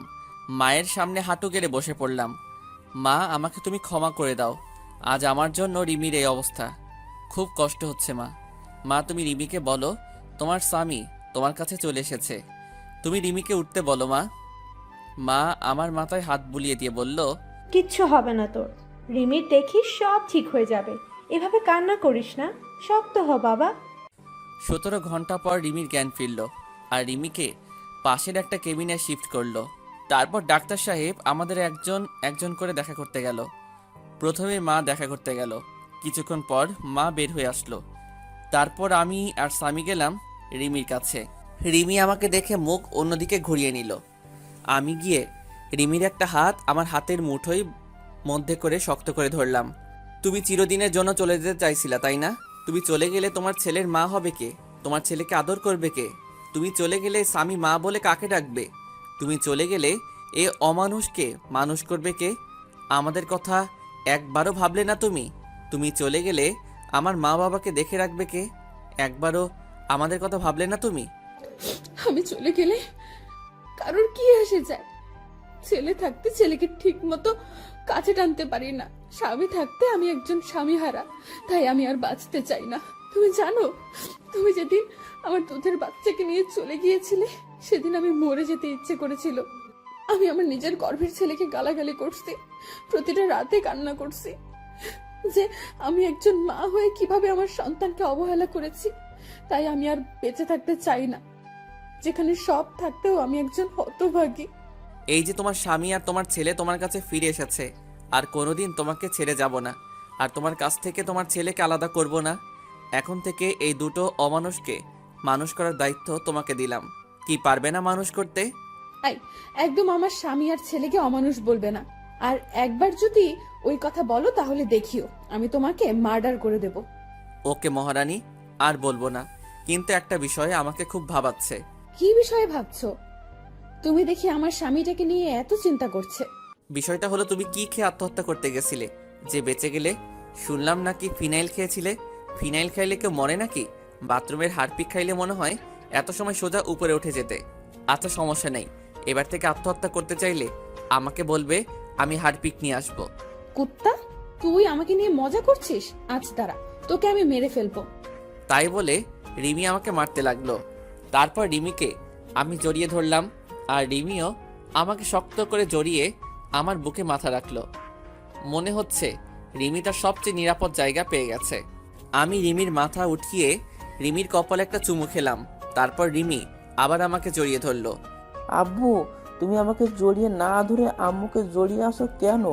আমাকে জড়িয়ে ধরো, নাইলে আমি দাদু ভাইকে সব বলে দেবো কিন্তু। তারপর রিমি আমাকে ছেড়ে দিয়ে স্বামীকে কোলে তুলে নিয়ে পাগলের মতো দুই গালে, কপালে, নাকে ইচ্ছে মতো চুমু খেতে লাগলো। আমি মা ছেলের ভালোবাসা দেখছি। তারপর রিমি আমার দিকে হাত বাড়িয়ে দিল। তারপর রিমি এক পাশে স্বামীকে জড়িয়ে ধরলো আর আমাকে অন্য পাশে জড়িয়ে ধরে রিমি কান্না করে দিল। রিমি আমাকে তার বুক থেকে এক ঝাটকায় সরিয়ে দিল। আপনি কে আর আমাকে জড়িয়ে ধরে আছেন কেন? বলেন, কে আপনি যে আমার ছেলেকে জড়িয়ে ধরে আছেন কেন? কি বলছো এসব? ফান করো না তো। আজ প্রথম আমি আমার বউকে জড়িয়ে ধরলাম, আর তুমি আমাকে সরিয়ে দিলে কেন? জড়িয়ে ধরতে পারি, তবে একটা শর্ত আছে। শর্তটা মানতে পারলে তোমাকে অনেকগুলো প্রাপ্তি দেব। নিজের বউকে জড়িয়ে ধরতে আবার শর্ত লাগে নাকি? আমাকে জড়িয়ে ধরতে হলে একটা শর্ত মানতে হবে। বলেন মহারানী, কি শর্ত আপনার? আমাকে এখন এখানে প্রপোজ করতে হবে, আর তা না হলে আমাকে আর জড়িয়ে ধরতে পারবে না। যদি প্রপোজ করি তাহলে তুমি আমাকে মারবে না তো, আর গালাগালি দিতে পারবে না? রিমি আমার কথা শুনে হাসি মাখা মুখটা নিমিষেই কালো হয়ে গেল। কারণ আগে যখন রিমিকে প্রপোজ করতাম তখন রিমি আমাকে গালাগালি করত।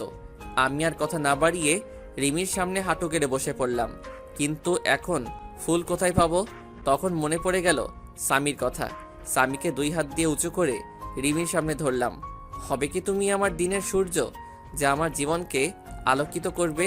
হবে কি তুমি আমার ওই পূর্ণিমার চাঁদ, যে আলোকিত করবে আমার রাত? হবে কি আমার না দেখা স্বপ্ন, যা প্রতি রাতে তোমাকে নিয়ে দেখতে চাই? হবে কি আমার ছেলে স্বামীর আম্মু? এই প্রথম কোনো ছেলে দিয়ে প্রপোজ করা দেখলাম। আমি তোমার ছেলের আম্মু হব। তাই বলে স্বামীকে কোলে তুলে নিল রিমি। এখন কি আমার বউটাকে একটু জড়িয়ে ধরতে পারি? না, এখন হবে না। স্বামী আছে এখানে, আগে বাসায় যাব, তারপর তোমাকে সব সময় বুকে শক্ত করে জড়িয়ে ধরে রাখবো, যেন আমাকে আর কষ্ট দিয়ে চলে যেতে না পারো। কে বলল আমি আমার সুইট বউটাকে রেখে চলে যাব? রিমির নাক টেনে বললাম। তারপর রিমি আর স্বামীকে দুই হাত দিয়ে দুজনকে জড়িয়ে ধরলাম। রিমি যেন আমার বুকের সাথে মিশে যেতে চাইছে। এই রিমি, আই লাভ ইউ সোনা। আই লাভ ইউ টু জান। তারপর হঠাৎ করে দরজায় ঠক ঠক আওয়াজ আসলো। আমি রিমিকে ছেড়ে দিলাম। দেখি মা, বাবা আর ডাক্তার কেবিনে আসলো। ডাক্তার রিমিকে একটু চেক আপ করে বলল আগামীকাল রুগীকে নিয়ে যেতে পারেন। তাই বলে ডাক্তার চলে গেল। কি ব্যাপার, আমার মেয়েটাকে অনেক খুশি খুশি লাগছে আজ। অনেকদিন পর মেয়েটার মুখে হাসি দেখলাম। দোয়া করি যেন তোরা সব সময় এমন খুশি হয়ে সুখে শান্তিতে ঘর সংসার কর। রিমি মায়ের কথা শুনে কিছুটা লজ্জা পেল। কিছুক্ষণ পর একটা মহিলা এসে রিমিকে জড়িয়ে ধরে কান্না করে দিল। রিমিও সেই মহিলাকে জড়িয়ে ধরে অঝোর ধারায় কান্না করে দিল। আমি আস্তে আস্তে বাবার কাছে গেলাম। বাবা, এই মহিলাটা আবার কে? একে তো কোনোদিন দেখিনি। আরে বলদের বাচ্চা বলদ, এটা রিমির মা, তোর একমাত্র শাশুড়ি আম্মা হয়। কি? আগে বলবে তো যে ইনি আমার শাশুড়ি হয়। আসলে রিমির মাকে কোনোদিন দেখিনি, তাই চিনতে পারছি না। আমি তাড়াতাড়ি গিয়ে রিমির মার পা ধরে সালাম করলাম। রিমির মা আমাকে দেখে কান্না করে দিল। তারপর কিছুক্ষণ গল্প করে সবাইকে বাসায় পাঠিয়ে দিলাম। মায়ের সাথে স্বামীকেও বাসায় পাঠিয়ে দিলাম। আমি সারা রাত রিমির পাশে থাকবো, তাই সবাইকে বাসায় পাঠিয়ে দিলাম। এই, তোমার ক্ষুধা পেয়েছে না? না, আমার ক্ষুধা নাই, তবে কেউ যদি আমাকে নিজের হাতে খাইয়ে দিত তাহলে একটু খাইতাম আর কি। এত ঢং না করে সোজাসুজিভাবে বললেই হতো। কি আমি ঢং করছি? দাঁড়া, ওখানে আমি আসছি। আমি আর দাঁড়িয়ে না থেকে বাইরে এসে কিছু খাবার আর ফলের জুস কিনে রিমির কাছে আসলাম। তারপর রিমির হাত ধরে রিমিকে উঠালাম। তারপর একটু একটু করে খাইয়ে দিলাম। আমি রিমিকে খাওয়াচ্ছি, আর রিমি আমার দিকে এক দৃষ্টিতে আমার দিকে তাকিয়ে আছে, আর চোখ দিয়ে টপ টপ করে পানি পড়ছে। আমি রিমির চোখে পানি মুছিয়ে দিলাম। এই পাগলি, কাঁদছো কেন তুমি? তুমি যদি আমার উপর রাগ করো আবার চলে যাও, আমি সেদিন সত্যি সত্যিই মরে যাব। দূর পাগলি, কোথাও যাব না তোমাকে ছেড়ে। খুব ভালোবাসি তো পাগলিটাকে, তাই আর ছেড়ে যাব না। তারপর রিমি আমাকে একটু খাইয়ে দিল। তারপর রিমির বেডের পাশে একটা এক্সট্রা বেড আছে। আমি রিমির কপালে একটা চুমু দিয়ে পাশের বেডে ঘুমাতে যাব। তখন রিমি বলল, কোথায় যাচ্ছ তুমি? কেন, আমি ঘুমাবো তো, তুমি ওখানে ঘুমাও, আমি এখানে ঘুমাই। রিমি এবার রাগ করে কোনো কথা না বলে মুখটা অন্যদিকে ঘুরে বসে পড়ল। আমি রিমির কাছে গিয়ে রিমিকে আমার দিকে ফিরিয়ে বললাম, এই পাগলি, রাগ করছো কেন? হঠাৎ করে মুখটা বাংলা পাঁচের মতো করলে কেন? রিমি আমাকে জড়িয়ে ধরে আহ্লাদি কণ্ঠে বলল, আমার সাথে আমার বেডে ঘুমাবে তুমি।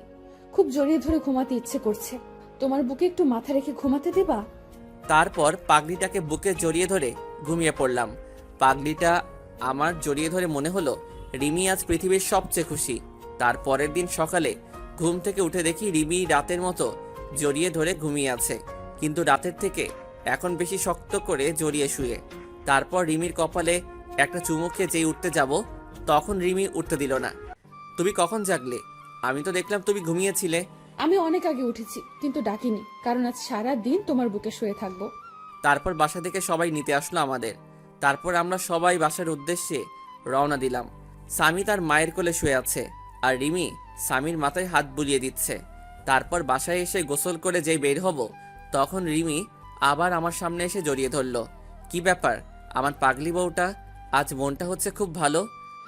তুমি সব সময় পাশে থাকলে আমি সব সময় খুশি থাকবো। তারপর দুপুরে খাবার খাওয়ার সময় আমি রুমে বসে আছি, তখন রিমি রুমে আসলো। আমি বিছানায় শুয়েছিলাম, রিমি আমার মাথার কাছে আমার মাথায় হাত বুলিয়ে দিচ্ছে। একটা কথা বলবো, রাখবে কথাটা? আমি রিমির হাত জড়িয়ে ধরে বললাম, বলো। এতে আবার অনুমতি নেওয়ার কি আছে? না, তুমি আগে বলো যে আমার কথাটা রাখবে। আচ্ছা ঠিক আছে, তোমার কথা রাখবো, এবার বলো। চলো নিচে চলো, আজ সবাই একসাথে বসে লাঞ্চ করব। আমি রিমির কথা শুনে ফিক করে হেসে দিলাম। এইটুকু কথা বলবে তাও আবার ভয় পাচ্ছে। আচ্ছা তোমার কথা রাখতে তবে একটা শর্ত আছে, তুমি যদি শর্তটা মানতে পারো তাহলে সবাই একসাথে লাঞ্চ করব। তোমার আবার কি শর্ত? বলো, কি শর্ত তোমার? এখন আমাকে গুনে গুনে 20টা পাপ্পি দিতে হবে, তারপর আমি লাঞ্চ করব। আর যদি না দাও তাহলে আমাকে আবার কষ্ট করে বাইরে লাঞ্চ করতে যেতে হবে। আমার কথা শুনে রিমি লজ্জায় মাথা নিচু করে ফেললো। যা দুষ্টু, ওটা আমি দিতে পারবো না, কেউ দেখে ফেলবে। না, কেউ দেখবে না। আর যদি না দাও তাহলে যাই বাইরে থেকে লাঞ্চ করে আসি। তাই বলে আমি যেই উঠতে যাব, তখনই রিমি আমাকে বিছানায় ধাক্কা দিয়ে ফেলে দিল, আর আবার আমার বুকের উপর শুয়ে 4 ঠোঁট এক জায়গায় করে দিল। এভাবে কতক্ষণ ছিলাম জানি না, তবে আমার বেশ ভালো লাগছে। তাই আমি রিমির 2 গালে হাত দিয়ে আমার কাছে টেনে নিলাম। রিমি আমাকে ছেড়ে দিয়ে যেই চলে যাবে, তখনই আমি আবার রিমির হাত ধরে আবার আমার বুকের উপর নিয়ে আসলাম। রিমি এবার আমার গলা জড়িয়ে ধরে আমার বুকের উপর শুয়ে পড়ল। এই, আমরা হানিমুন করতে যাব না? ঢং দেখলে বাঁচি না। বুড়ো বয়সে হানিমুন তোমার? দাঁড়াও, বের করছি, দাঁড়াও। এই বলে রিমি আমাকে মারতে থাকলো। কি, আমি বুড়ো? তাহলে তুমি আমার সুইট বুড়ি বউ। আচ্ছা ঠিক আছে, এই বুড়োর সাথে তোমার থাকতে হবে না, আমি আবার চলে যাব। আগে আমি আর স্বামী যেখানে থাকতাম। রিমি আমার কথা শুনে আমাকে এবার শক্ত করে জড়িয়ে ধরে কান্না করে দিল। না, তুমি কোথাও যাবে না, তোমাকে আমি কোথাও যেতে দেব না। তুমি চলে গেলে এবার আমি সত্যি সত্যি মরে যাব। চুপ পাগলি, মরার কথা আর একবার যেন মুখে না শুনি। তুমি কি ভাবছো এই 5টা বছর তোমার কাছ থেকে দূরে সরে খুব খুশি ছিলাম, তাই না? তোমার কথা প্রচুর মনে পড়তো, খুব কষ্ট হতো তোমার মা বাবার কথা মনে পড়লে। তাহলে তুমি এই মাত্র বললে আমাকে ছেড়ে চলে যাবে? না, তোমাদেরকে ছেড়ে আমি কোথাও যাব না। চলো নিচে চলো, সবাই অপেক্ষা করছে আমাদের জন্য। তারপর নিচে এসে সবাই একসাথে খেতে বসলাম। রিমি স্বামীকে খাওয়াই দিচ্ছে। কতদিন পর বাড়ির রান্না করা খাবার খাইলাম। খাওয়া শেষে উঠতে যাব, তখন বাবা বলল, আহনাফ, তুমি কি ঢাকায় চলে যাবে নাকি এখানে নিজেদের ব্যবসা দেখাশোনা করবে? না বাবা, আমি আর ঢাকায় যাব না, এখানে নিজেদের ব্যবসা দেখব। তবে কিছুদিন পর থেকে অফিস যাব, আমাকে এক জায়গায় যেতে হবে, আর সাথে রিমি আর স্বামীকে নিয়ে যাব, আর আগামীকালই রওনা দেব। ঠিক আছে, আর সাবধানে যাস। তাই বলে রুমে চলে আসলাম। তারপর রিমি আসলো রুমে। এই, আমাদের নিয়ে তুমি কোথায় যাবে বললে না কিন্তু। কেন, সেই সময় বললাম তো হানিমুনে যাব, আর খুব গুরুত্বপূর্ণ একটা কাজ আছে ওখানে। কি এমন গুরুত্বপূর্ণ কাজ যে আমাকে বলা যাবে না? সময় হলে সবই জানতে পারবে। তারপর দিলাম একটা ঘুম থেকে উঠে রিমিকে বললাম গুছিয়ে নিতে, আজ আমরা ঘুরতে যাব। রিমি এতগুলো খুশি হলো। আচ্ছা, আমি কোন শাড়িটা পরবো? তুমি একটা কালো রঙের শাড়ি পরবে, আর স্বামীকে একটা কালো রঙের পাঞ্জাবি পরিয়ে দেবা, আর আমিও একটা কালো রঙের পাঞ্জাবি পরবো। সবাই একসাথে ম্যাচিং করে ড্রেস পরে বাইরে বের হব।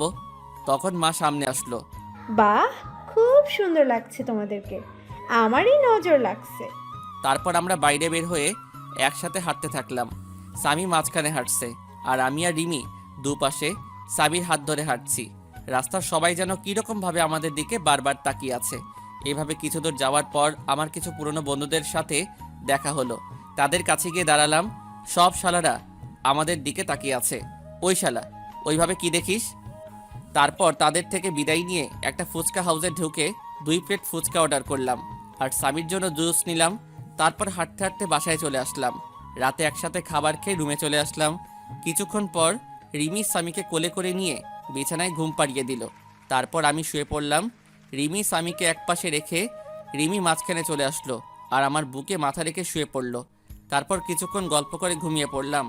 সকালে উঠে দেখি রিমি আমার বাম সাইডে আর স্বামী ডান সাইডে আমাকে শক্ত করে জড়িয়ে ধরে শুয়ে আছে আর শুধু দুষ্টামি করছে। তারপর ফ্রেশ হয়ে রিমিকে বললাম ব্যাগপত্র গুছিয়ে নিতে। সকাল 10টায় গাড়ি, তাই তাড়াতাড়ি বাস স্ট্যান্ডে গিয়ে বাসে উঠে পড়লাম। আমরা কখন যাচ্ছি বলবে একটু? আমরা সবাই কক্সবাজার যাচ্ছি। তারপর রিমি আমার কাঁধে মাথা রেখে আমায় জড়িয়ে ধরে ঘুমিয়ে পড়ল আর স্বামী আমার কোলে ঘুমাচ্ছে। আমরা ভোর 6টার সময় চিটাগাং পৌঁছালাম। তারপর রিমিকে ডাক দিলাম। তারপর বাস থেকে নেমে একটা রিক্সা নিয়ে সোজা চলে আসলাম সেই চায়ের দোকানে, যেখানে ঠিক 5 বছর আগে একটা বাচ্চা ছেলে নিয়ে এসেছিলাম। দোকানের কাছে গিয়ে দেখলাম চাচা এইমাত্র দোকানটা খুললো। আমি গিয়ে চাচাকে জড়িয়ে ধরলাম। চাচা আমাকে দেখে খুশিতে জড়িয়ে ধরলো। তারপর স্বামী আর রিমিকে ডাক দিলাম। চাচা দেখেন তো চিনতে পারেন কি না। ভালো করে দেখলো, কিন্তু স্বামীকে চিনতে পারছে না। চাচা আমার সেই ছোট ছেলে যাকে আপনি আশ্রয় দিয়েছিলেন। তারপর চাচা স্বামীকে কোলে তুলে নিয়ে খুশিতে কান্না করে দিল। তারপর সবাই মিলে চাচার বাসায় আসলাম। আজ অনেক দিন পর এই রুমে প্রবেশ করলাম। চাচা তনিমার খবর কি? তনিমা ভালো আছে তো? ভালো আছে, সবাই ভালো আছে। তুমি একটু বসো, আমি তনিমাকে ফোন দিয়ে বলছি যে তোরা এসেছিস। তারপর চাচা তনিমাকে ফোন করে বাইরে চলে গেল কিছু খাবার আনতে। এই তনিমাকে, আর তুমি তাকে কিভাবে চিনো? তনিমা হচ্ছে এই চাচার মেয়ে, আর সেই আমাদের স্বামীকে 1 বছর স্বামী নিজের মায়ের মতো আদর যত্নে বড় করেছিল। তারপর এক এক করে রিমিকে সবই বলে দিলাম। তারপর চাচা নাস্তা নিয়ে আসলো। কিছুক্ষণ পর তনিমা হাঁপাতে হাঁপাতে রুমে প্রবেশ করলো আর তনিমা স্বামীকে দেখে কোলে তুলে পাগলের মতো চুমু দিতে লাগলো। কেমন আছেন আপনি? আর এটাই কি সেই রিমি ভাবি? আমরা ভালো আছি। আর এই হচ্ছে স্বামীর আম্মু। তারপর রিমি তনিমার সাথে কিছু কথা বলে সবাইকে বিদায় দিয়ে আবার আমরা গাড়িতে উঠে পড়লাম কক্সবাজারের উদ্দেশ্যে। তারপর আমরা একটা হোটেল নিলাম। হোটেলে গিয়ে একটু ফ্রেশ হয়ে নিলাম। এখন রাত হয়ে গেছে আর জার্নি করে শরীর একদম ক্লান্ত, তাই আর সমুদ্র পাড়ে যাইনি। হোটেলে শুয়ে আছি, স্বামী ঘুমিয়ে পড়েছে। তারপর রিমি ফ্রেশ হয়ে এসে আমাকে জড়িয়ে ধরে শুয়ে পড়লো। এই আমি আরেকটা জিনিস চাইবো, দিবে? দেবো না কেন? আমার সব কিছু তো এখন থেকে তোমার। তাহলে এখানে অনুমতি নেওয়ার কি আছে? আমাকে আরেকটা বাবু এনে দিবা? স্বামীর জন্য একটা বোন দরকার। কিন্তু স্বামীর মতো যদি সেও ওরকম অবহেলা পায় তাহলে তো আমি সহ্য করতে পারবো না। রিমি এবার আমার বুকের উপর থেকে নেমে পড়লো আর অন্যদিকে মুখ করে কান্না করছে। আমার লক্ষ্মী বউটা রাগ করলো। আরে আমি তো তোমার সাথে মজা করছিলাম। এই পাগলি, রাগ করছো কেন? আমি তোমার সাথে তো ফান করলাম। আচ্ছা ঠিক আছে, একটা না পুরো কাবাডি খেলার টিম তৈরি করব, ঠিক আছে? রিমি এবার আমার দিকে ফিরে বলল, প্লিজ তুমি আর পুরনো কথা বলবে না, খুব কষ্ট হয় সেই পুরনো কথা মনে পড়লে। আর কখনো বলবে না ওইসব কথা। এবার আমি রিমিকে টেনে নিয়ে জড়িয়ে ধরলাম। আচ্ছা স্বামীর জন্য একটা বোন নিয়ে আসতে হলো তো অনেক পরিশ্রম করতে হবে। যা দুষ্টু, তোমার কোনো লজ্জা নেই। পাঠক পাঠিকারা তো সব দেখে ফেলবে। আগে লাইট নিভিয়ে আসো, নইলে সবাই আবার দেখে ফেলবে। ভাইয়া ও আপুরা, এখন আমরা স্বামীর জন্য একটা মিষ্টি বোন নিয়ে আসতে যাচ্ছি। আপনারা এবার চোখ বন্ধ করেন, নইলে আবার আমার পাগলি বউটা লজ্জা পাচ্ছে।